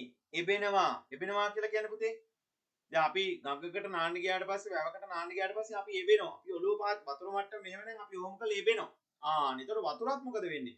උඩ ඉඳන් වැටෙනකොට එකපාරට වතුර ටිකක් එබිලා තමයි ආයෙ උඩට මතුවෙන්නේ. තේරුණා? ඒක තමයි මෙතනදි කියන්නේ. නිසසල වෙමි සසල වෙමි. නිසසල වෙමි සසල වෙමි. නිසසලත් වෙනවා සසලත් වෙනවා. නිසංසලයි කියලා කියන්නේ මොකද? නිස්කලංකයි සද්ද පද්දයක්. සසල වෙනවා කියලා කියන්නේ එකපාරට ගැස්සෙනවා වගේ අදහසක්. ඒ කියන්නේ ගඟ එකපාරට ඇවිලා දක් ගාලා එහෙම වැටෙන අවස්ථාවක් තියෙනවා නැත්තේ නෑ. ඒව තමයි මහ විශාල දියැලි බවට පත් වෙන්නේ. හැබැයි නිසංසලව ගලාගෙන යන තැනක් තියෙනවා. ඇඹරෙමි. ඇඹරෙනවා කියලා කියන්නේ ගඟ එක දිගටම කෝච්චි පාර වගේ කෙලින්නේ නෑ. මොකද ලා තියෙන්නේ මෙහෙම වංගු වංගු යනවා. ඇඹරි ඇඹරි තමයි ගඟ යන්නේ. එතකොට තමයි ඒක ලස්සන තියෙන්නේ.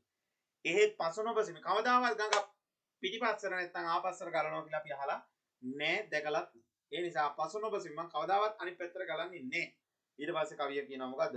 නොනවතිමි. මම නවතින්නෙත් නෑ. මාව නැවැත්තුවත් මිසක් මම කවදාවත් නවතින්නේ නෑ. මගේ වතුර පාර වැඩි වෙන්න මොකද වෙන්නේ? මම ගලාගෙන යන නිසා මම කිසිම දවසක කිසිම තැනක නැවතුනේ නෑ. කවදා කොතනකදී හෝ මා මුහුදු හිමි. කවදා කොතනකදී හෝ මහා මුහුදු හිමි. මෙන්න මෙතන ලස්සන කතාවක් කියනවා. එතකොට මේ ගංගාව කියන කෙනා අපිට කාන්තාවක් කියලා කවිය පොඩි නිකන් හීනියට ලාවට වගේ පොඩි ඉඟියක් දෙනවා. ඇයි එහෙම වෙන්නේ?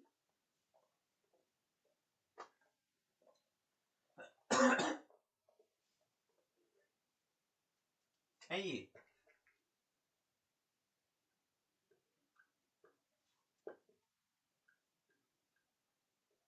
ගංගාව ඊට පස්සේ අයිති වෙන්නේ මොහොතට අන්න හරි. බොහොම හොඳයි.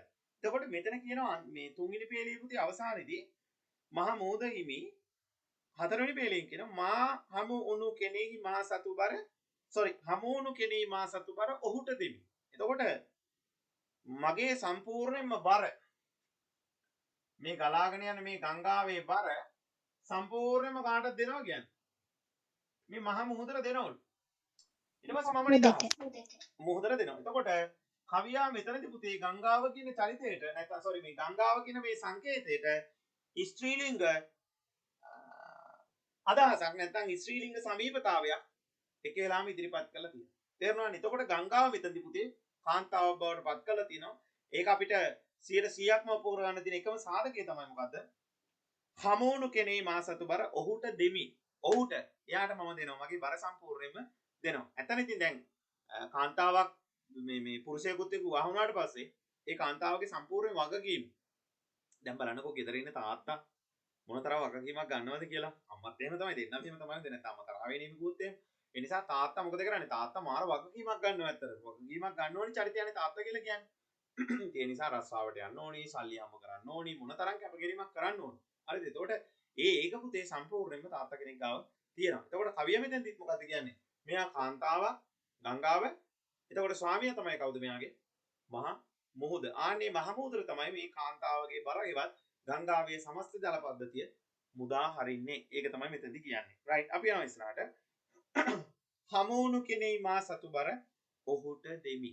මා හම්බෙච්ච වෙලාව මම යාට මගේ බර දෙනවා කියලා කියනවා. හරි. එතකොට මේ මොකද්ද ළමයි මේ බර කියලා කියන්නේ? මා සතු බර.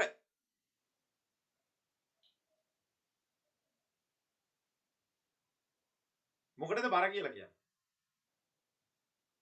මා සතු වගකීම ගංගාවේ. දැන් ගංගාව කියන්නේ මා සතු බර ඔහුට දෙමි.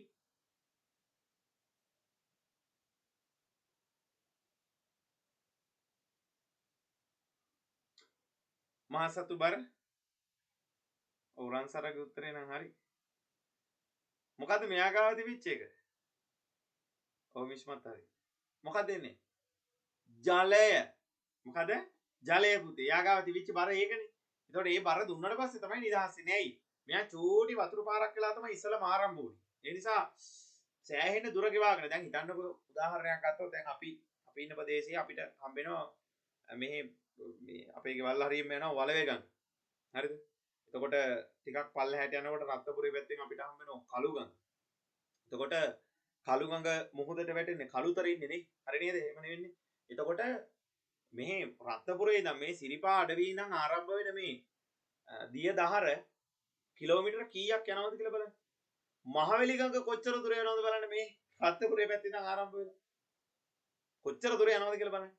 නේද කිලෝමීටර කීයක්ද? මගේ අම්මෝ එතකොට අර අලුතෙන් එන වතුර බිඳුවක් මුහුදට වැටෙන්න කොච්චර දුර යන්න ඕනේ?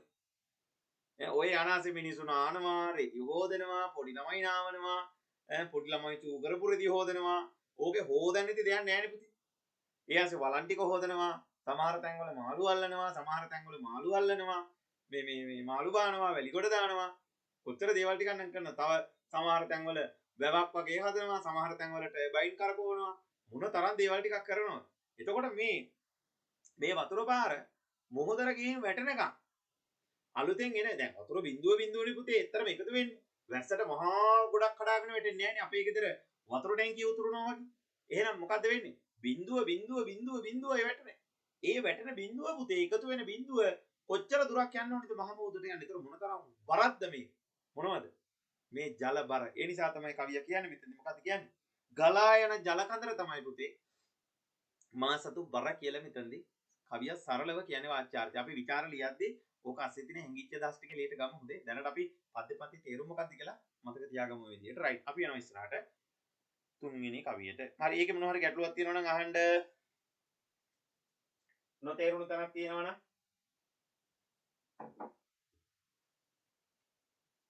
නොතේරුණ තැනක් තිබේ නම් අසන්න නැද්ද? යන්නද ඊළඟ එකට? හරි. ඔන්න ඊළඟ එක. දැන් ඔන්න කවිය තමන්ගේ ගංගාව පිළිබඳව කරගෙන ආපු වර්ණනාවෙන් චුට්ටක් පැත්තකට ගිහිල්ලා චෝටි ඕපදූපයක් කියන්න හදන්නේ. පොඩි ඕපදූපයක් කියන්න හදනවා. බලන්න මොකද්ද කියන්නේ කියලා. කවිය කියනවා මෙන්න මෙහෙම එකක්. මොකද්ද කියන්නේ?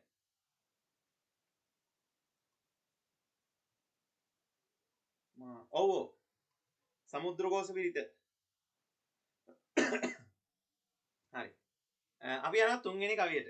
එන්නේ කොයි සිටද කොතැනකටද යන්නේ? ඔබ කුමකටද මා දුටු තැන විමසන්නේ? මිනිසුන් ගිහින් නිතරම ආපසු එන්නේ. කිමදැයි කියා කිසිවෙකු ඇයි නොසොයන්නේ? දැන් පුතේ ගඟට මල පැනලා. ඔයාලගේ වචනෙන් කිව්වොත්.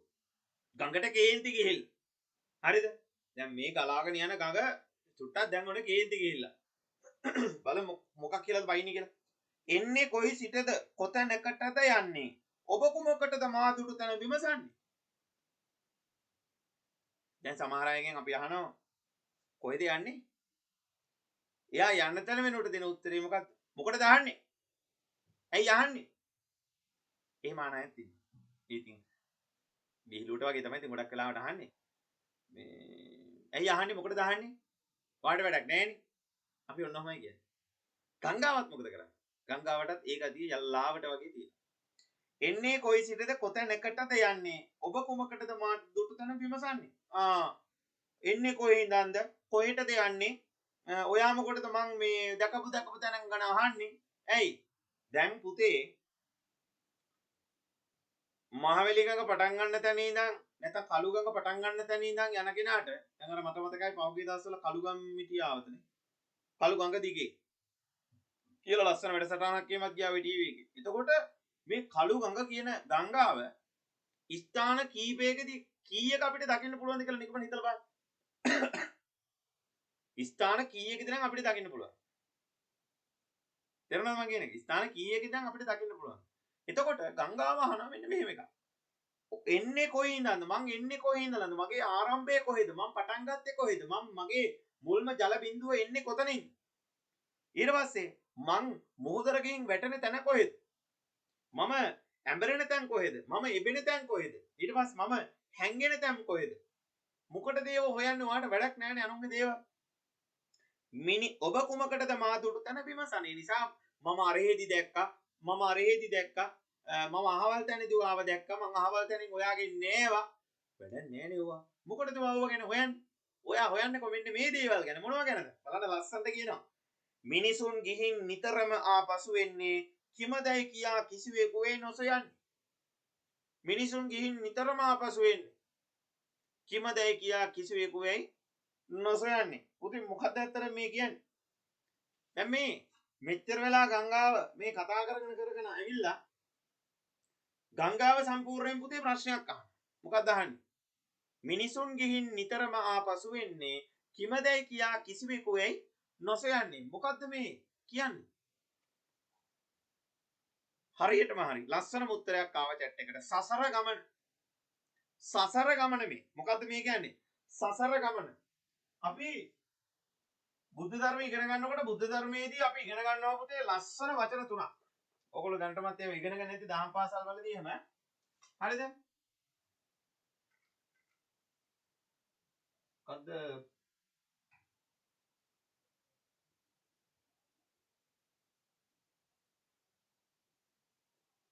right.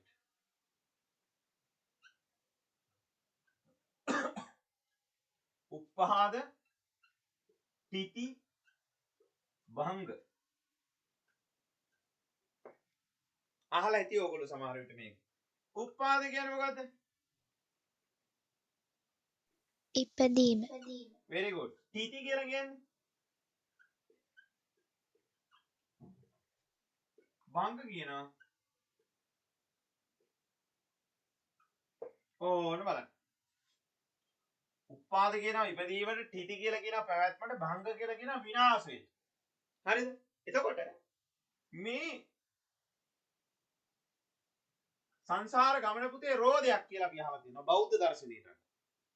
බෞද්ධ දර්ශනයට අපි අහලා තියෙනවා මොකද්ද? මේ සංසාර ගමන පුතේ රෝධයක් තනික.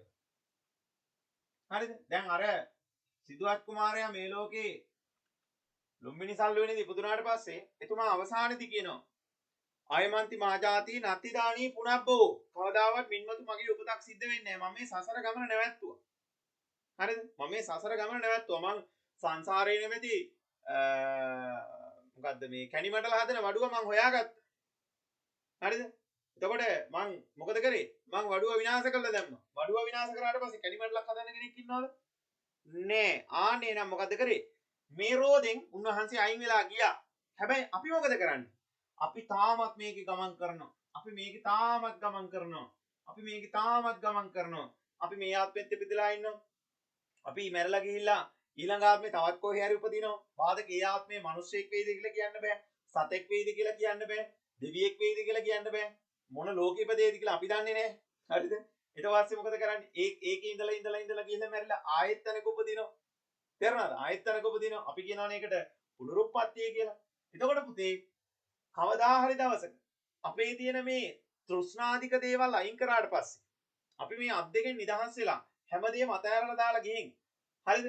මේ බුදුදහමට අනුව තියෙන දැන් මේ ඇත්තරම කුඩලිගම කියලා කියන්නේ පුතේ බුදුදහමත් එක්ක මුසු වෙච්ච කවියෙක්. හොඳේ මම යාගේ ඒ කාරණාවත් එක්කමයි මේ ගන්නෙ. එතකොට බුදුදහමත් එක්ක බුදුදහමේ අවසානම පරමාර්ථය තමයි මොකද්ද? නිර්වාණය. නිර්වාණය. එතකොට මොකද්ද මේ නිවන කියලා කියන්නේ?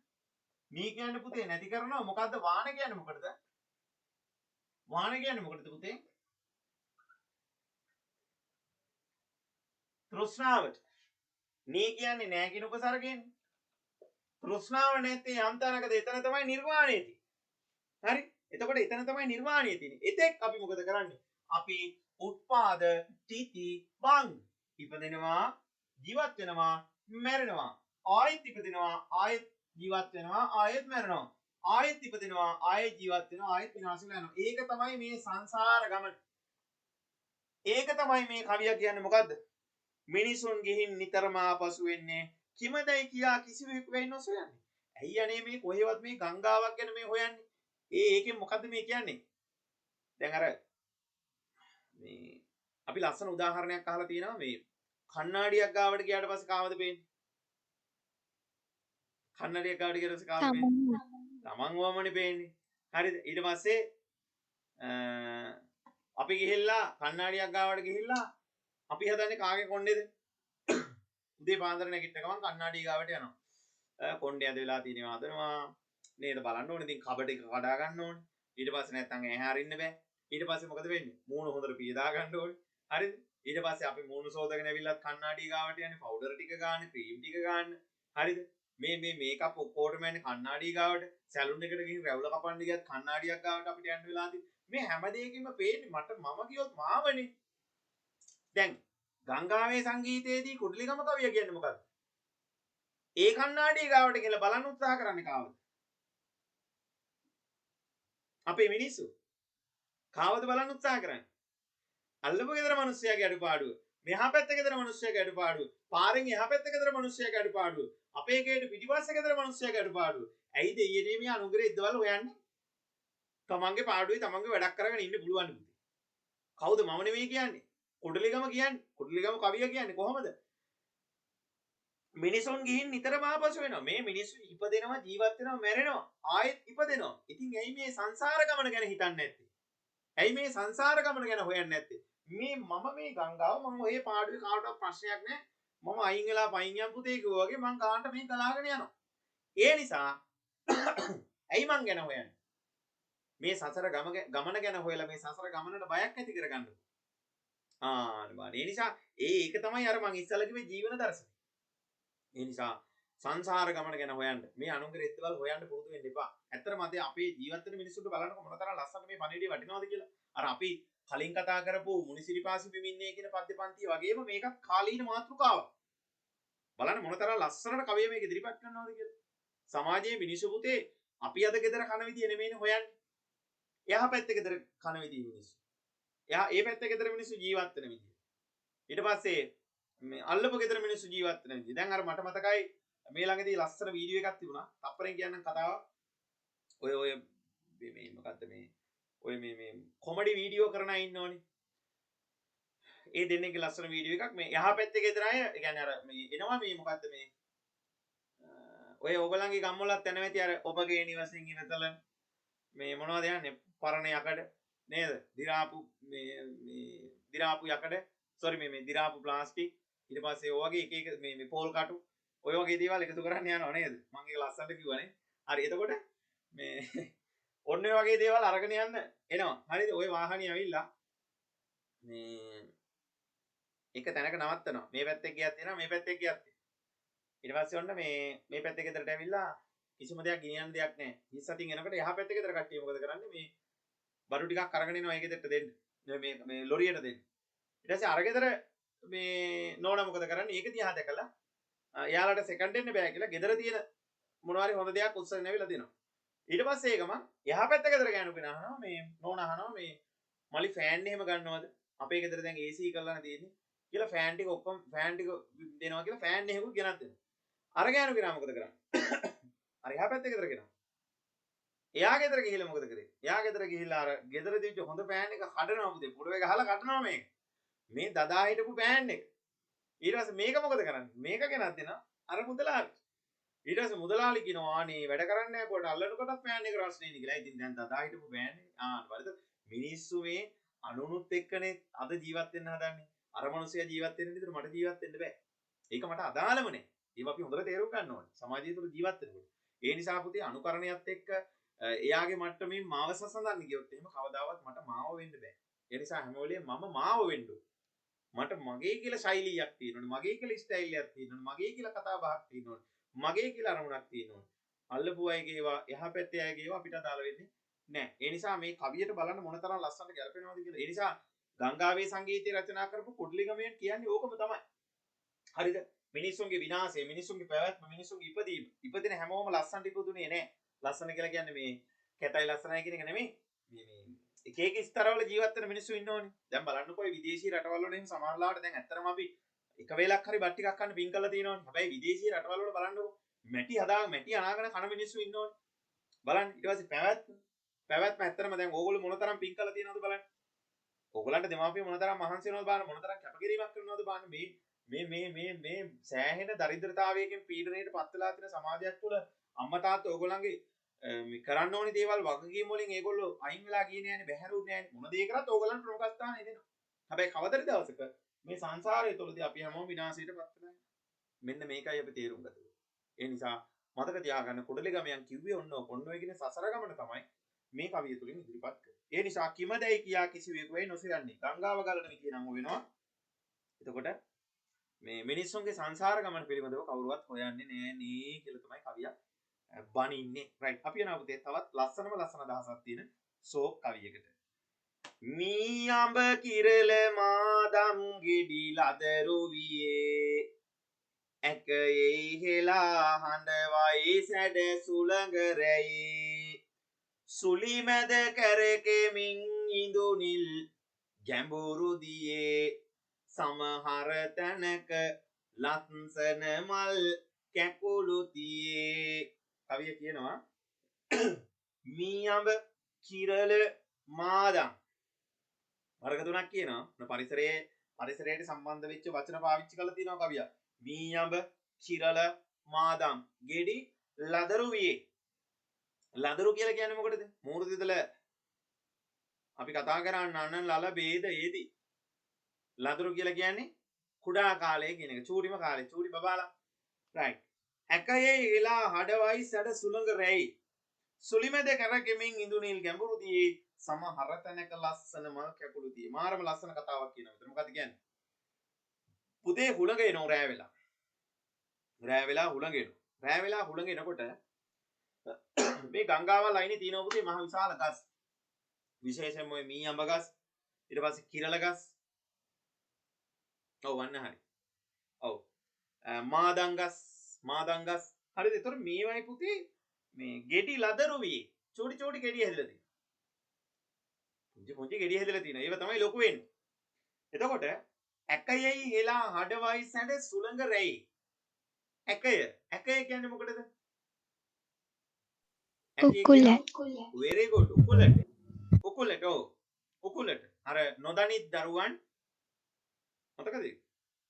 නොදනිත් දරුවන් ඇකයෙන් වැටුණා. අන්න හරි. ඇකයෙන් වැටුණා බුත්තිලේ කියන්නේ. එතකොට මේ විදිහට මේ රාත්‍රී කාලේ එන හුලඟ නිසා හරිද? ඇකයේ හිලා හඬවයි සඳ සුළඟ රැයි. රෑ වෙනකොට හුලඟ ටිකක් තද වැටෙන නිසා හරියට නිකන් මේ උකුලේ තියාගෙන නලවන ළමයි වගේ මේ හුලඟට පුතේ මේ මාදන් ගෙඩි, මී අඹ ගෙඩි, කිරල ගෙඩි හෙල්ලෙනවලු. හරිද? දැන් ඔයාලා ගෙදර මොනවා හරි ගහක් තියෙන්න පුළුවන්. අඩුතරමේ peer ගහක්, රඹුටන් ගහක්, අඩුතරමේ පොල් ගහක් හරි තියෙනවනේ. හරිද? එතකොට මේ හුලඟ එනකොට මොකද වෙන්නේ? රෑ හුලඟ ඇත්තටම සැරයිනේ. උදේට දවල්ට වඩා. මොකද වෙන්නේ? මේ ගස් ඔක්කොම හෙලවෙනවා. හරිද? හෙලවෙලා රෑ වෙනකොට මොකද වෙන්නේ? සමහර ගෙඩි වැටෙන්න පුළුවන්. ඒක තමයි කියන්නේ. මී අඹයි කිරලයි මාදන් ගෙඩි පුංචි වෙලා පුංචි ගෙඩි අර හුලඟ නිකන් අර නලවනවා වගේ එන නිසා. හරිද? සැඩ සුළඟ රැයි. නලවනකොට ඒකත් නැලවිල්ලක් නෙමෙයි නිකන් පැද්දිල්ලක් වගේ ටිකක් ස්පීඩ් එකකින් එන හුලඟ.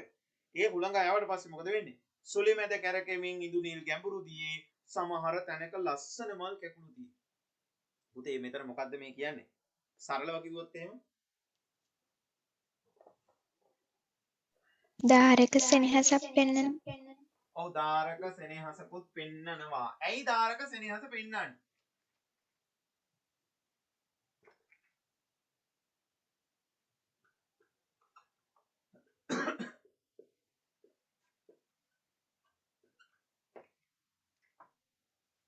මොකද කියන්නේ? ඔව් අනිත්‍ය බව. හරියයි. මේ මරණය මොකද වෙන්නේ? අපි අහලා තියෙනවා, දැකලා තියෙනවා, බලලා තියෙනවා මරණ දෙන්නින් වල ජීවිතං අනියතං මරණං නියතං. ජීවිතේ අනිත්‍යයි මරණය නියතයි. ඕකනේ අපි අහලා තියෙන දහම් පාඩේ. එතකොට පුතේ කවිය මෙතනදී ඇත්තටම කියන්නේ මේ පුංචි පුංචි කෙඩි හුලකඩිසා වැටෙනකොට මෙන්න මේ සයිස් කෙඩි වැටෙන්න පුළුවන්. රයිට්? මේ සයිස් කෙඩි වැටෙන්න පුළුවන්. මේ සයිස් කෙඩි වැටෙන්න පුළුවන්. මේ සයිස් කෙඩි වැටෙන්න පුළුවන්. පුළුවන්. මේ සයිස් කෙඩි වැටෙන්න පුළුවන්. හරිද? එතකොට ලොකු ගෙඩියක් නම් වැටුණත් කමකුත් නැහැ කියමුකෝ. හැබැයි පුංචි ගෙඩිත් වැටෙනවා. ඕනේ පව්. එතකොට මී අඹ කිරල මාදංගිරි ලදරු වී මේ ලදරු කාලේ ඉන්න මේ චූටි බට්ටොත් වට්ටනවනේ මේ හුලඟ ඇවිල්ලා. දැක්කද කියන කතාව? පුංචි කාලේ මේ හැදෙන්න තියෙන මලෙන් එළියට ආපු ගෙඩියක් මොකද කරන්නේ? මේ හුලඟ ඇවිල්ලා වට්ටවනවනේ. ඇකයේ එලා හඩ වයසට සුලඟ රැයි. රෑට ඇවිල්ලා තොටිල්ල දාලා පද්දනවා වගේ මොකද කරන්නේ? රෑට ඇවිල්ලා හුලඟට මේ ගස් ටික ඔක්කොම හොලවනවලු. අනේ දෙයියනේ හොලවපුවම මොකද වෙන්නේ? අරකේ තියෙන චූටි ගෙඩිද ලොකු ගෙඩිද මැද ගෙඩිද පොඩි ගෙඩිද හැම ගෙඩියක්ම පුතේ හුලඟ සැරවෙන්න ලෝකල් නෝමල් හුලඟදී මොකද වෙන්නේ? චූටි ගෙඩි වැටෙනවා. හුලඟ ටිකක් සැර වුණොත් මේ ගෙඩි වැටෙනවා. තව ටිකක් සැර වුණොත් මේ ගෙඩි වැටෙනවා. තව ටිකක් සැර වුණොත් මේ ගෙඩි වැටෙනවා. තවත් හුලඟ ටිකක් සැර වුණොත් එහෙම ලොකුම ගෙඩිත් වැටෙන්න පුළුවන්. බලන්නකෝ හුලං තියෙන කාලේ අඹ ගහක් යට දෙම ගිහිල්ලා ඔය ඉස්කෝලවල එහෙම තියෙනවා. බලන්නකෝ අලිගට peer ගහක් යට දෙම ගිහිල්ලා. මගේ අම්මෝ තියෙන ගෙඩි ටික මොනතරම් ගෙඩි ටිකක් තියෙනවද බලන්න. එක එක සයිස් වල ගෙඩි තියෙනවා. මොකද්ද පුතේ මේ කියන්නේ සරලව ගත්තොත් එහෙම? මොකද්ද මේ කියන්නේ? පුතේ මරණය පොදුයි. නැත්නම් පොදුයි මරණය. එතකොට මරණය කියන එක සෑම දිනකටම උරුම දෙයක්. දැන් ඔයාලට මතකයි බෞද්ධ සාහිත්‍යයේ ලස්සන සිද්ධියක් වෙනවා පුතේ. කිසා ගෞතමීගේ චූටි ළමයා නැති වෙනවා. පොඩි එකෙක් නැති වෙනවා. ඔය නැති වෙච්ච වෙලාවේ කිසා ගෞතමී බොහොම වේදනාවටපත් වෙලා බුදුහාමුදුරුවෝ ගාවට යනවා. අර මෙරිච්ච ළමයාත් අතේ තියාගෙන. අම්මා කෙනෙක් තාත්තා කෙනෙක් කියන්නේ මේ දෙන්නට දරුවෙකුට වඩා එහායින්ගේ ලෝකයක් මේ ලෝකේ නෑ. මොනතරම් වයසට ගියත් තමන්ගේ දරුවා මොනතරම් ලොකු වුණත් ඒගොල්ලන්ගේ ඉලක්ක වෙනුවෙන් ඒගොල්ලන්ගේ අරමුණු වෙනුවෙන් ඒගොල්ලෝ කරන්න පුළුවන් හැමදේම කරනවා. ඒක තමයි අම්මා කෙනෙක්ගේ තාත්තා කෙනෙක්ගේ ස්වභාවය. ඉතින් කොහොම හරි මේ මල දරුවත් අතේ තියාගෙන බුදුහාමුදුරුවෝ ගාවට ගියාට පස්සේ බුදුහාමුදුරුවෝ අහනවා මොකද නැගණි? ඊට පස්සේ කිව්වා අනේ බලන්නකෝ බුදුහාමුදුරනේ මගේ මේ පොඩි එකා උදේ බෝනික්කෙකුත් එක්ක සෙල්ලම් කරත් ලස්සනට hina වුණත් එක්ක මාත් එක්ක මං බත් කවුවා මගෙන් කිරිත් බිව්වා උදේ කාලේ hina වෙලා සෙල්ලම් කර නටනටත් හිටියා මේ දැන් මේක කතා කරන්නේ නැහැ නේ බුදුහාමුදුරනේ මිනිස්සු කියනවා මේ ළමයා මැරිලාලු මැරෙනවා කියන්නේ මොකද්ද බුදුහාමුදුරනේ මේ ළමයාට පණ තියෙනවනේ ඉතින් මේ ළමයා මට දැන් ටිකට කලින් හොඳට කතා බහ කරානේ කියලා කිව්වා දැන් බුදුහාමුදුරන්ට ඕනේ වුණා මේ දැන් මේ බෞද්ධ දර්ශනයෙන් මේක ආපු හැටි මම මේ කියන්නේ ඔයගලන්ට බුදුහාමුදුරන්ට ඕනේ වුණා පුතේ ප්‍රායෝගිකව මේක ඔප්පු කරලා දෙන්න. කිසා ගෞතමියට කිව්වට තේරුම් ගන්න නෑනේ. කිසා ගෞතමිය මේ ඔයාගේ දරුවා මැරලා තියෙන්නේ. ඔය ළමයා උතන අතේ තියාගෙන ඉන්න එපා. ඔය ළමයා කනත්තකට ගිහින් යට කරලා දාන්න. පීයෙන් යන්න වගේ කියන්නේ කොහමද? ඇස් දෙකේ කඳුළු වගුරෝගෙන මල ළමයාගේ මලකුණ අතේ තියාගෙන ඉන්න අම්ම කෙනෙකුට එහෙම කියන්න පුළුවන්ද කාටවත්? බුදුහාමුදුර මොකද්ද කිව්වේ? බුදුහාමුදුරෝ දේශනා කරා හරි මං ළමයට පණ දෙන්නම්. හැබැයි වාපඩි වැඩක් කරන්න ඕන. මොකද්ද? මොකද්ද කිව්වේ පුතේ? අහලා තියෙනවනේ කතාව. මොකද්ද කිව්වේ?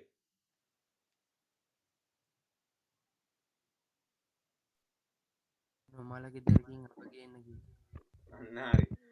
නොමල ගෙදරකින් අප පිටක් ගේන්න. නොමල. නොමල. කිසිම කෙනෙක් මැරිච්ච නැති ගෙදරකින් අප පිටක් කරගෙන ඉන්න. ඒ කියන්නේ යාගේ කිසිම ඥාතියෙක් මැරිච්ච නැති මැරිලා මේ මැරෙන්න බෑ. මෙයා ඉතින් මොකද කරේ? පටන් ගත්ත හන්දියට ගියා හන්දිය ගියක් ගාන එනවා. නෑනේ ගිය අවුරුද්දේ අපේ මේ අහවලා මැරුණානේ. ගිය අවුරුද්දේ අපි අහවලා මැරුණානේ. මීට අවුරුදු ගානකට කලින් මේ ගෙදර අපි අහවලා මැරුණානේ. මේ කිසාගෝතු මිටින් ඇවිදලා බැරිම තරම් මොකද කරේ? බැරිම තරම් මොකද කරේ? ගියා බුදුහාඳුරුගා. බුදුහාඳුරනේ එක ගයක් වත් නැහැ නේ බුදුහාඳුරනේ මල ගයක් නොවිච්ච ගයක්. එහෙනම් මරණය කියන එක මොකද වෙලා තියෙන්නේ?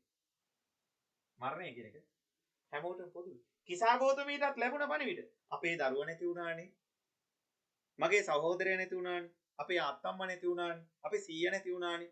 අපේ නැන්ද නැති වුණානේ. අපේ ලොකු මාමා නැති වුණානේ. එහෙම කියලා මේ අර එක එක වයස් පරතරවල ඉන්න අය මැරුණා කියලා කිව්වා. මම මේ කතාව කෙටියෙන් කිව්වේ. ඊට පස්සේ මොකද වෙන්නේ? පුතේ මතක තියාගන්න අන්න ඒ සංකල්පයම නෙමෙයිද බලන්න කුටිලිගමයන් බෞද්ධ දර්ශනයේ මූලික කරගෙන මේ නිර්මාණයට උකහා ගත්තේ. මරණයේ පොදුයි කියන තේමාව නෙමෙයිද බලන්න ලස්සනට අරන් තියෙන්නේ. මී අඹ කිරලා මාදංගෙඩි ලදරුවේ පුංචි කාලේවත් මැරෙනවා. ඊට පස්සේ කියනවා සුලි මැද කරකෙමින් ඉදුණිල් ගැඹුරු දියේ සමහර තැනක ලස්සන මල් කැකුළු දියේ. ඒ කියන්නේ අනේ ඉදුණිල් හරිද? ඉදුණිල් මේ ගැඹුරු දියේ මහා ගැඹුරු දියේ මොකදලා තියෙන්නේ?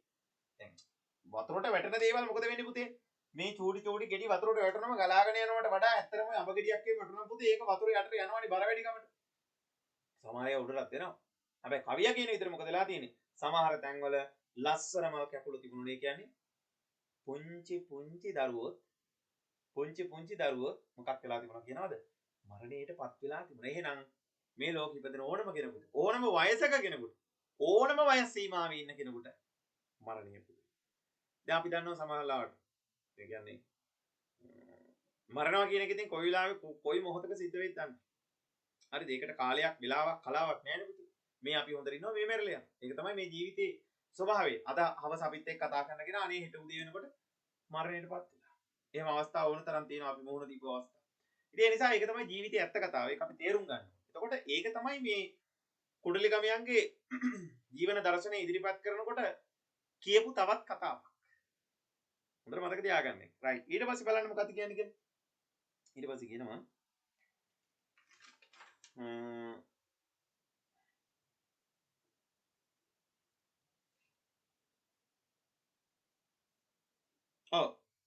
ඊට පස්සේ කියනවා පුතේ 1 2 3 4 5යි. හරිනේ? හතරවෙනි කවියේ මොනවා හරි ගැටලුවක් තියෙනවා නම් අහන්නකෝ.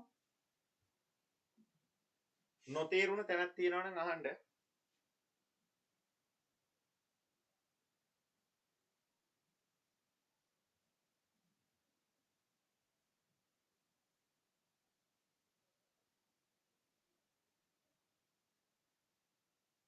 alright. එනම් පාඩයන් කොයි එකද?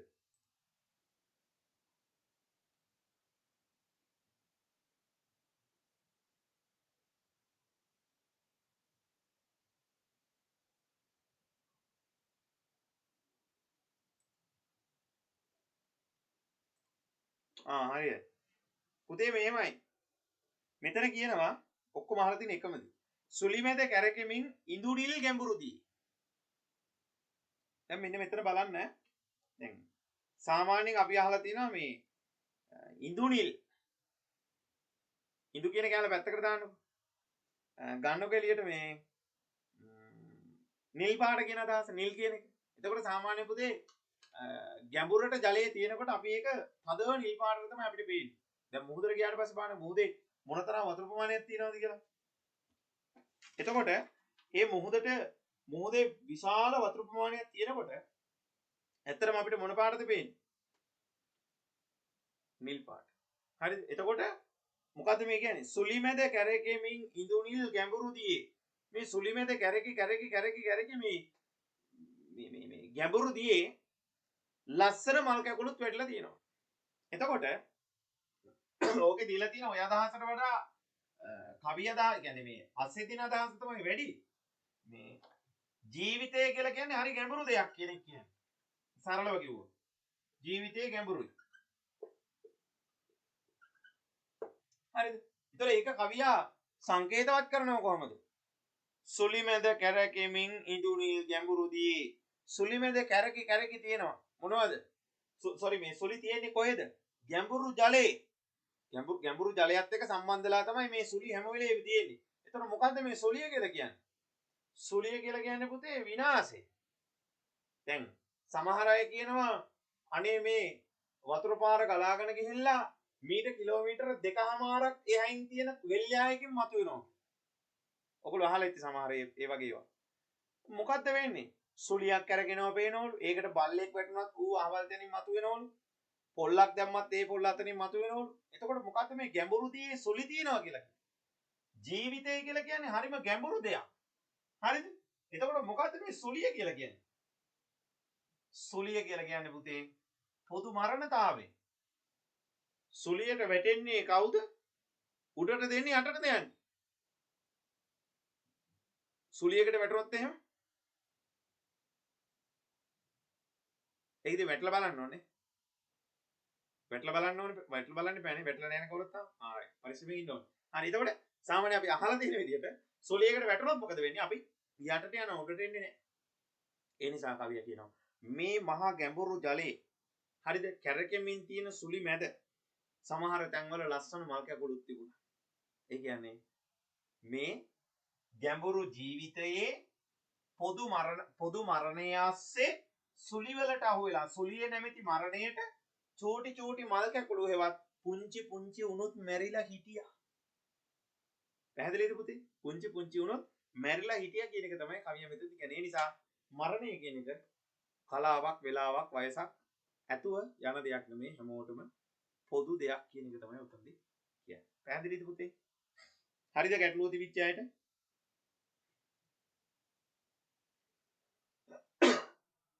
හරි. අපි යනවා එහෙනම් ඉස්සරහට. හරිනේ? 5. පස්වෙනි කවිය.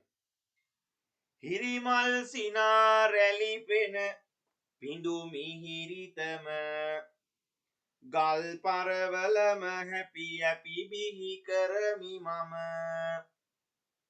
සමතනි තලාවල හමු වී අලසකම නිරසයි අතර මග අවහිර නුදුටු බිම. ලස්සන කවියක්. මොකද කියන්නේ? හිරිමල් සිනා රැලි පෙන පිඬු මිහිරිතම. දැන්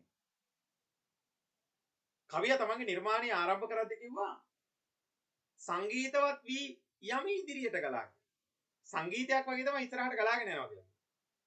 දැන් මෙතනදී කියනවා හිරිමල් සිනා හිරිමල් විය. දැන් ඔයගොල්ලෝ අහලා තියෙනවා මේ බහ තෝරන වයස කියලා එකක්.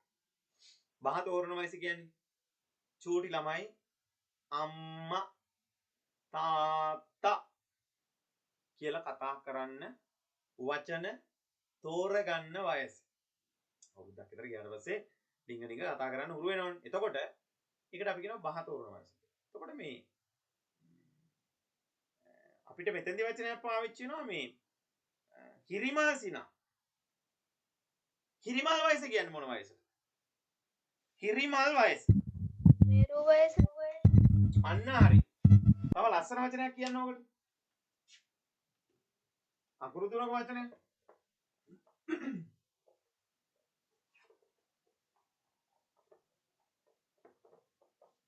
නැද්ද?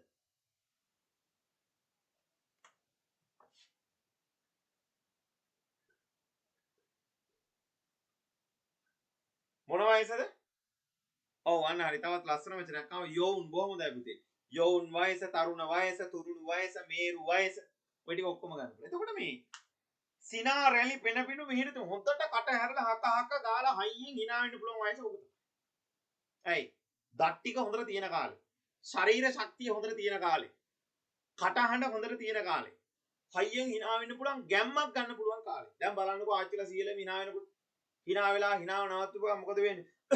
ගාලා කැස්ස එනවා. hina වෙන්න බෑ. ඇයි? දත් එකින් එක වැටිලා. තේරුණාද? එතකොට ශක්තිමත්ම ලස්සනට hina වෙන්න පුළුවන් කාලේ හොඳට හක ගාලා දැන් මලගේ වලට ගිහිල්ලා සමහරව hina වෙනකොට ඔයගොල්ලෝ දැකලා තියෙනවා. මලගේ ලං වෙනකොට තමයි බස් එකෙන් බහිනකොට තමයි hina නවත්තන්නේ. එතකන් hina වෙනවා. එතකන් hina වෙනවා. ඉස්කෝලේ ටීචර් කෙනෙක් හරි සර් කෙනෙක් හරි පීරියඩ් එක නැතිච්ච ගමන් මොකද වෙන්නේ? මොකක් හරි උපදූපයක් අල්ලගෙන හිරිමල සිනා පලනව නෙමෙයි. අර අපි කියන්නේ මොකද්ද මේ කැකිරි පැලන hinaව කියලා. ඒ නිසා කැකිරි නෙමෙයි පුතේ. ආයෙත් දූරියනොත් පැලෙන තරම් අපි අය hina වෙනවා. ඒ නිසා මේ තරුණ කාලේ හිනාවට තමයි කිව්වේ කිරිමල සිනා කියලා. හරිද? බලන්න කියන එක රැලි පෙන පිඬු මිහිරිතම ගංගාව දැන් මොකද වෙලා තියෙන්නේ? ගංගාවක් දැන් මේ ලස්සනම තරුණ කාලේ ගලාගෙන යන ගංගාවෙත් මොනවද වෙන්නේ? පෙන පිඬු උඩට එනවා.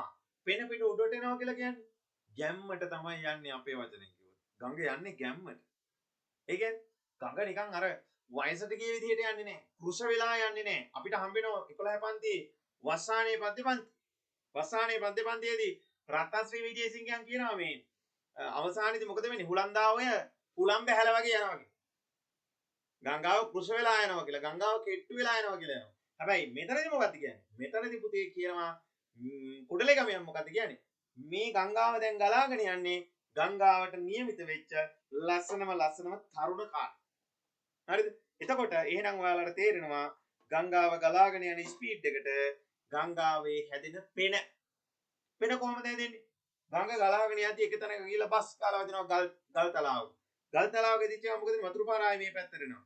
එන්නේ යන්නේ වතුර පාර පෙන පිටු උඩට අරගෙන.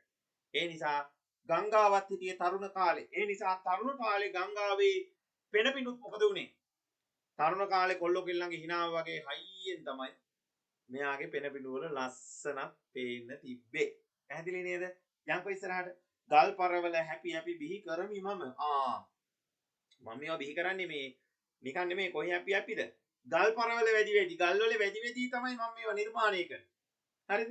ඊට පස්සේ කියනවා සමතනි තලාවල හමුවේ අලසකම අයියෝ පට්ට කම්මැලි තනි තලාවල. ඇයි? ඔහි යනවා. දැන් ඔයාලුණත් ඇත්තට මාස මොන වගේ තැන් වලින් ගංගාවල් බලන්නද? දැන් ගඟක් බලන්න යන්නද ආස දියැලක් බලන්න යන්නද? බහුතරයක්ම දෙනා මොකටද සාමාන්‍යයෙන් ආස? ඔව් දියැලක් බලන්න යන්නේ ආස. ඇත්තටම දියැලක් බලන්නනේ ආස. ගඟ කොහොමත් එකයිනේ. හැබැයි ගඟේ නාන්න ආසයි. වතුර ටික එක තැන තියෙන නිසා. දියැලට එයි අපි ආස. දියැලට ආසයි දියැලේ විචිතුරු රටා මවමින් පල්ලෙහාට වතුර වැක්කිරෙන නිසා. හරිද? එතකොට ගංගාව වුණත් කියන්නේ මොකද්ද? අනේ මට හරි කම්මැලි අප්පා. මොකටද? මේ එක දිගට යන්න ගියාම එපා වෙනවා. එපා වෙනවා. එක දිගටම කෙලින් පාරවල් වල යද්දි වාහනයක් අරගෙන යද්දි කෙලින් පාරක ඩ්‍රයිව් කරද්දි මොකද වෙන්නේ? ඒක ඒකාකාරයි. එහෙම නෙමෙයි වංගු වල පල්ලම් කඳු පල්ලම් බැස යන්න තියෙනවා නම් මොකද වෙන්නේ? හරිම ලස්සනයි සුන්දරයි මේ පාර. ඒ නිසා ගංගාවත් මොකද්ද කියන්නේ? මට එක දිගට යන්න හින කම්මැලි. ඒ ඇයි ඒ? නිරසයි අතර මග අවහිර නොදුටු බිම. නිරසයි අතර මග අවහිර නොදුටු බිම. පුතේ ඔයාලට මතක ඇති කාටත් හිමි පොදු දේ නම් නැති බැරි හිඟ අවහිරකම්. මේ දේ මැඩගෙන දස්කම් පෑම තමයි සුරු විරුක. ජීවිතේට හැම අභියෝගයක්ම බාර ගන්නවා. ඒ හැම අභියෝගයක් හමුවේම හැම අභියෝගයක් හමුවේම ඒවා මගහරවාගෙන යන්නේ නැතුව ඒවට මූණ දෙන්න ඕනියක්. ඒවට මූණ දීලා තමයි මොකද කරන්න ඕනේ? ඉස්සරහට යන්න ඕනේ. මම ඉදා ඔයාලට මතක් කරා අපි ජීවත් වෙන්නේ පාපිස්සක් වගේ කියලා.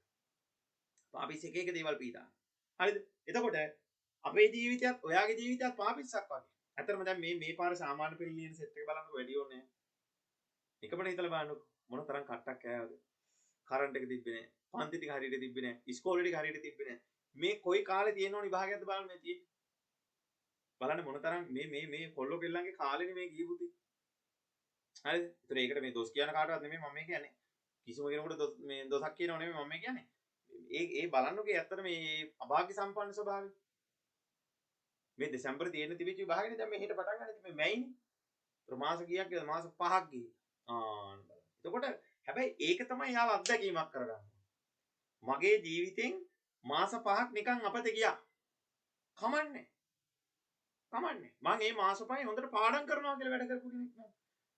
යම් විෂයයකට 100ක් දාගන්න හිටපු කෙනාට ඒකක් දාගන්න කාලය ආවේ නැද්ද? පුළුවන්කම තිබුණා. ඒ නිසා බාධාවක් එන්න මොකක් වෙන්න ඕනේද? අර යකඩේ තලන්න මොකක් වෙන්න ඕනේද?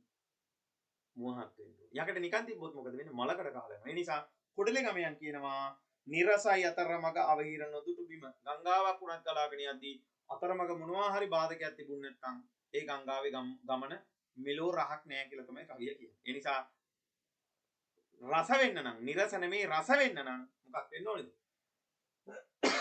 අනිවාර්යයෙන්ම අතරමඟ බාධක තියෙන්න ඕනේ. රයිට් අපි යනවා පුතේ ඊළඟ කවියට ලස්සන කතාවක් ඊළඟ එකනොත් කියනවා. දැන් ඔන්න චොට්ට චොට්ට වෙනස් වෙලා යන්නේ. මිනිසුන් ඉවුරු වල යන එන අඩිසත් දෙන් ලයයට සසල බවමින් මතු නොනැගිත් දෙන් කෙකටිය ඕලු නලියන දිය රැලි මැද්දෙන් මල් පෙති වියලි කොළ එන අතකට එද්දෙන් මිනිසුන් ඉවුරු වල යන එන අඩිසත් ලයයට සසල බව මින් මතු නොනැගෙද්ද මොකද්ද මේ කියන්නේ? මිනිස්සු ගඟ ආයිනේ දෙපැත්තේ යනවා. සමහරු යනවා පුතේ වැලි ටික කොට දාන්න. සමහරු යනවා මාළු ටික අල්ලන්න. සමහරු යනවා රෙදි ටික හොදන්න. සමහරු යනවා වතුර අදින්න. සමහරු යනවා ගඟ ආයිනේ දෙපැත්තේ ලස්සනට තියෙන ගස් කොළන් ටික කපලා විනාශ කරන්න. උමනාවකට තමයි ගන්න. ඒ උනාට ඒකත් විනාශයක් නේද? ස්වාභාවික පරිසරයේ තියෙන සම්පත්තිය අපි විනාශ කරන්නේ. ඉතින් කොහොම හරි ඔහම එක එක්කෙනා එනකොට මේ ලයයට සසල බව ඔය තියෙන ලස්සන මාතෘකා කුණු දාන්න එනවා සමහර. ඇලට දොරට ගංගාවට කුණු වීසි කරන කම්මැලියෝ ඉන්නවා අපේ ලංකාවේ. හොඳට බලන්නකෝ. එතකොට මේ හැම දෙයක්ම කරන්න ගංගාව ගාවට එනකොට ගංගාවේ හදවත ඩිග් ඩිග් ගන්න. ඩිග් ඩිග් ගන්නවා කියලා කිව්වේ අපි එහෙමනේ කියන්නේ බය වෙනවා. අඩි සද්දයක් ඇහෙනකොටම ගංගාව බය වෙනවා. හැබැයි ගංගාව කියනවා ගංගාව ලස්සන පණිවිඩයක් කියනවා. වචනයක් කියනවා. මොකක්ද කියන්නේ? ලයයට සසල බව මින් මතු නොනගෙද්දි. ඒ නිසා මේ මින් පස්සෙවත් මේ ගංගාව නැමැති කාන්තාව තමන්ගේ චරිත කතාව කියාගෙන කියලා අවසානයේදී කියනවා මේ මිනිස්සු ඉවුරු වල යන්නේන අඩි සද්දෙට මම මෙච්චර කාලයක් අනේ බය වුණා. ඒ නිසා ඉස්සරහටවත් මාව බය කරන්න නැතුව ඉන්න දෙන්න. මාව බය කරන්න එපා. කෙකටිය ඕලු නලියන දිය රැලි මැද්දෙන් මල් පෙති වියලි කොළ එන අතකට එද්දි. කෙකටිය ඔව් මේ කවියෙන් කියනවා හිරුණි එහෙම අදහසක්. මම කියන්නම් ඒක. කෙකටිය ඕලු නලියන දිය රැලි මැද්දෙන්. කෙකටිය ඕලු මොකද වෙන්නේ? නලියනවා දිය රැලි. ලස්සනට දිය රැලි නගනවා. එතකොට මේ දිය රැලි නගන්නේ ගංගාව ලස්සනට ගලාගෙන යද්දි. ගංගාවට ලස්සනට ගලාගෙන යන්න දෙන්න නම් ගංගාව විනාශ කරන්නේ නැහැ. මොකක් කරන්න ඕනේද? නැති වෙන්න ඕනේ. ස්වාභාවික සම්පත් විනාශ කරන්නේ නැහැ, නැති වෙන්න ඕනේ. එතකොට මොකද වෙන්නේ? මල් පෙති වියලි කොළ එන අතකට එද්දී. එතකොට තමයි පුතේ ගඟට වැටෙන්නේ මොනවද? කුණු ටික නෙමෙයි. මල් කොළ වැටෙනවා, මල් වැටෙනවා, වියලි කොළ වැටෙනවා, අතු කෑලි වැටෙනවා. මේ හැම දෙයක්ම ගංගාවට වැටුණට කමන්නේ. ඒ ටිකත් අරගෙන මෙයා ගමන යනවා. ඒ කියන්නේ සමාජය තුළ ජීවත් වෙන මිනිස්සු විවිධාකාර. මේ ජීවිතයේ අවසානයේ කෙලවරක් කියන දේ අපි දැනගන්න ඕනේ. ඒ නිසා අවසානයේදී අපි මොකද්ද කරන්නේ? මල් පෙති වියලි කොළ එන අතකට එද්දී. ඒ ටික අරගෙන තමයි යන්නේ. එහෙනම් මේ සංසාර ගමන නිමාවක් දකින්න යන පුද්ගලයා අරගෙන යන්නේ මොනවද? ගෙවල් දොරවල් අරගෙන යනවද? වාහන අරගෙන යනවද? බැංකු පොට්ටි අරන් යනවද? කිසිම දෙයක් අරගෙන යන්නේ නැහැ. අරගෙන යන්නේ පුතේ මිනිස්සෙක් විදිහට අපි ජීවත් වෙලා ඉන්න කාලේ හෘද සාක්ෂර එකඟව කාටවත් ගිනි ගෙඩියක් කරදරයක් කරන්නේ නැතුව කාටවත් ගින්දරක් දෙන්නේ නැතුව අපි ජීවත් වෙලා ඉන්න කාලේ අපි කරපු පිනුයි අපි කරපු පවුයි පින්පව් හොඳ නරක හොඳ දෙයක් කරා නම් ඒක අරගෙන යනවා නරක දෙයක් කරා නම් ඒක අරගෙන යනවා. එතකොට ගංගා වුණත් මොකද කරන්නේ? වියලි කොළ අතු අරගෙන යනවා වගේ අපේ ජීවිතය අවසානයත් පොතකින් සිද්ධ වෙනවා. අන්තිම කවියෙන් කියන ලස්සන කතාවක්. ඒතර දැන් මේ කෙකටිය ඕලු නලියන දිය රැලි මැද්දෙන් කියලා කියන්නේ මේ ස්වාභාවිකව සිද්ධ වෙන දෙයක් නේ. දැන් රැලි නලවන්න වටේ ඉඳන් බෙර ගහන්න ඕනේ නෑනේ ළමයි. කෙකටිය නටපන්, ඕලු නටපන්, නිල්මානෙල් නටපන්, මානෙල් නටපන්, බෙර ගහන්න ඕනේ නෑ. ඩ්‍රම් ගහන්න ඕනේ නෑ. මේව නිකම්ම නැට වෙනවනේ පුතේ වතුර පැද්දෙන තාලෙට. තේරුණාද? එතකොට මේ කියන ස්වභාවයත් එක්ක ඇත්තට මොකද්ද වෙන්නේ? ස්වාභාවික ලෝකයේ උරුමතාවය අපි හැමෝටම උරුම වෙනවා. මොකද්ද? අපි කරපු පිනුයි පවුයි අරගෙන අපි කරපු හොඳයි නරකයි අරගෙන අපි මේ ජීවිතයේ ඉස්සරහට යනවා. බලන්න මොන තරම් ලස්සන පරිණතයක් කියනවද කියලා. ඊට පස්සේ බලන්න අන්තිම කවිය. අපි යන ලස්සන අදහසකුත් එක්ක අවසාන කවියට. රන්තරු පිරිවරාගත් සඳ මඩල යට මහවන බිමක් මැද ගිරි කුළු අතර සිට නොමියන හේලි දහමක පනි බුඩය පිට කොඳුරමි කෙඳිරියක් මුළු ලොව නිසල කොට. අවසානයේදී චූටි පණිවිඩයක් දෙනවා. රන්තරු පිරිවරාගත් සඳ මඩල යට. පුතේ මේ ලෝකෙින ඕනම කෙනෙකුට තියෙන්නේ එක දෙයයි මොකද්ද? එක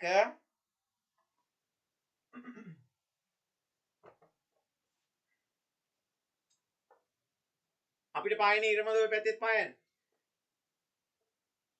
නැත්නම් වෙන එකක් තියෙනවද? ඈ ළමයි අපි වෙසක් එකට දැකපු හඳමද ඔයාලා දැක්කේ? අලුත් හොඳක් තියනවද?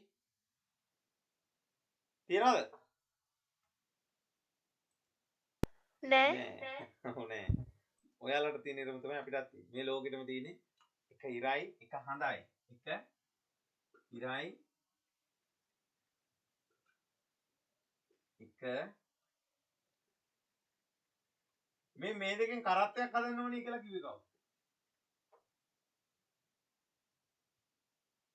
මේ දෙක කරත්තේ රෝද දෙකට ඕනේ කියලා ඇඬුවේ කවුද? මතකද?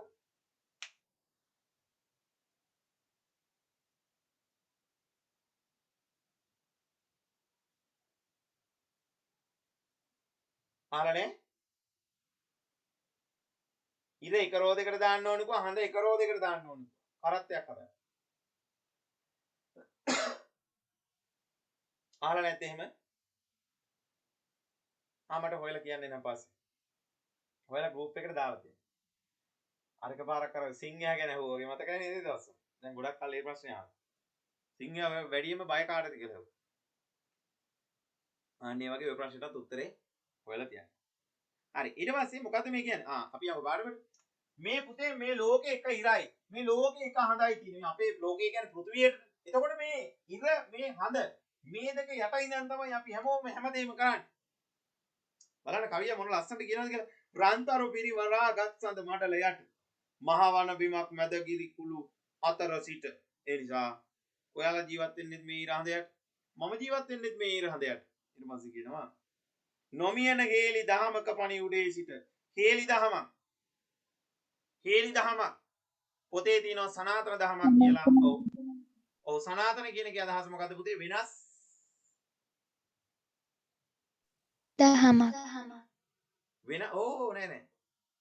හරි දහමක් තමයි වෙනස් නොවන දහමක්. ඒ කියන්නේ දහම වෙනස් වෙන්නේ නැහැ. දහමත් අනිත්‍යයි තමයි. නමුත් මෙතනදි මොකද්ද කියන්නේ? නොමියන හේලි මියන කියන්නේ මැරෙන නෝ කියන පදේ දැම්මට පස්සේ මැරෙන්නේ නැති හේලි දහමක පණිවිඩය පිට. මම මේ අරගෙන ආවේ විනාශ වෙන්නේ නැති දහම් පණිවිඩය. මොකක්ද? කොඳුරමි කෙඳිරියක් මුළු ලෝ නිසල කොට. ඒ නිසා මේ ලෝකයේම ලස්සනට නිස්කලංක වෙන්න. මේ ලෝකයේම තැම්පත් ස්වභාවයක් නිර්මාණය කරන්න මම මේ ලෝකයට මෙච්චර ලස්සන පණිවිඩයක් කියාගෙන ආවා. මොකද්ද පණිවිඩය? රන්තරු පිරිවරාගත් සඳ මඩලයට මහවන බිමක් මැද ගිරි කුළු අතර සිට. මම ගලාගෙන යන්නේ මේ රන්තරු පිරිවරාගත් චන්ද්‍ර මණ්ඩලයේ ඊට පස්සේ මේ ගල් මේ කුළු අතරින් තමයි මාත් ගලාගෙන යන්නේ. ඒ නිසා ඔයත් ජීවත් වෙන්නේ මේ ලෝකේ. මාත් ජීවත් වෙන්නේ මේ ලෝකේ. ඒ නිසා අපි ධර්මයකට අනුගත වෙලා පව් කරන්නේ නැතුව මොන ආගමෙන් වුණත් අපිට කියලා දෙන්නේ මොන ආගමික නායකයා වුණත් මොන ශාස්ත්‍රවරයෙක් වුණත් අපිට කවදාවත් පව් කරන්න කියලා දීලා නැහැ. මනුස්සයෙකුට ගහන්න කියලා දීලා නැහැ. මනුස්සයෙකුට උදව් කරන්න, කන්න නැත්තම් කන්න ටිකක් දෙන්න, බොන්න නැත්තම් වතුර ටිකක් බොන්න දෙන්න. ඒ ඇරෙන්න පුතේ අපිට වෙන කිසිම දෙයක් කියලා දීලා නැහැ. ඒ නිසා හොඳට මතක තියාගන්න මේ ලෝකයේ තුල ජීවත් වෙන අපි හැමෝම එකයි. ඔයාට බඩගින්න වගේ මටත් බඩගින්න දැනෙනවා. මට නිදිමත හැදෙනවා වගේ ඔයාටත් නිදිමත හැදෙනවා. මේ ලෝකයේ තුල ජීවත් වෙන අපි හැමෝම එක වල්ලේ පොල් ගෙඩි ටිකක් වගේ. එක වල්ලේ පොල් ගෙඩි ටිකක් වගේ. ඒ නිසා මේ ලෝකයේ තියෙන හැම දෙයක්ම අපිට එක හා සමානව උරුමයි. ඒක වෙනසක් වෙන්නේ නැහැ. හරිද? එතකොට දැන් මතක තියාගන්න පුතේ. හොඳටම මතක තියාගන්න කවිය මොකක්ද කියන්නේ? රන්තරු පිරිවරාගත් සඳ මඩල යට. ඒ නිසා ඉර හඳ ඒ කියන්නේ එකම ඉර හඳක් යට ජීවත් වෙමින් මහවන බිමක් මැද මහා විශාල වනාන්තරයක් මැද ගිරිකුළු අතර සිට ගිරිකුළු ගිරි කිව්වා කුළු කිව්වා මොකද මේ ගිරිකුළු කියන්නේ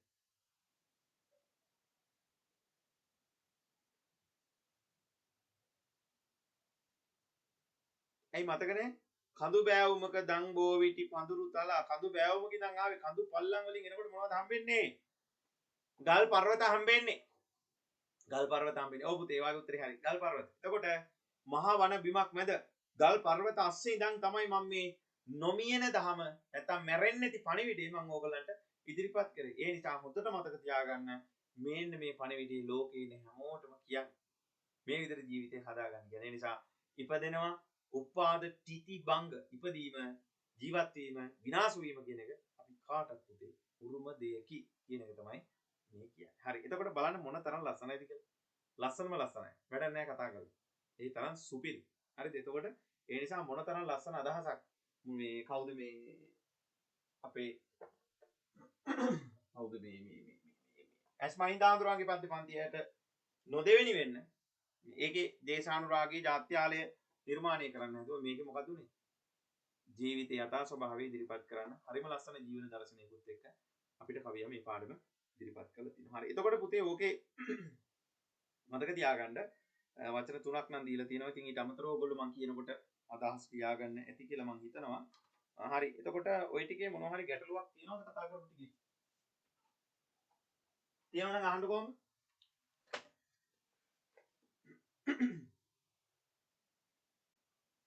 Recording in progress. හරි අදට එහෙනම් සමු ගමු. ওই ටික තමයි ඉතින් කියන්න තියෙන වෙන විශේෂයක් නැහැ.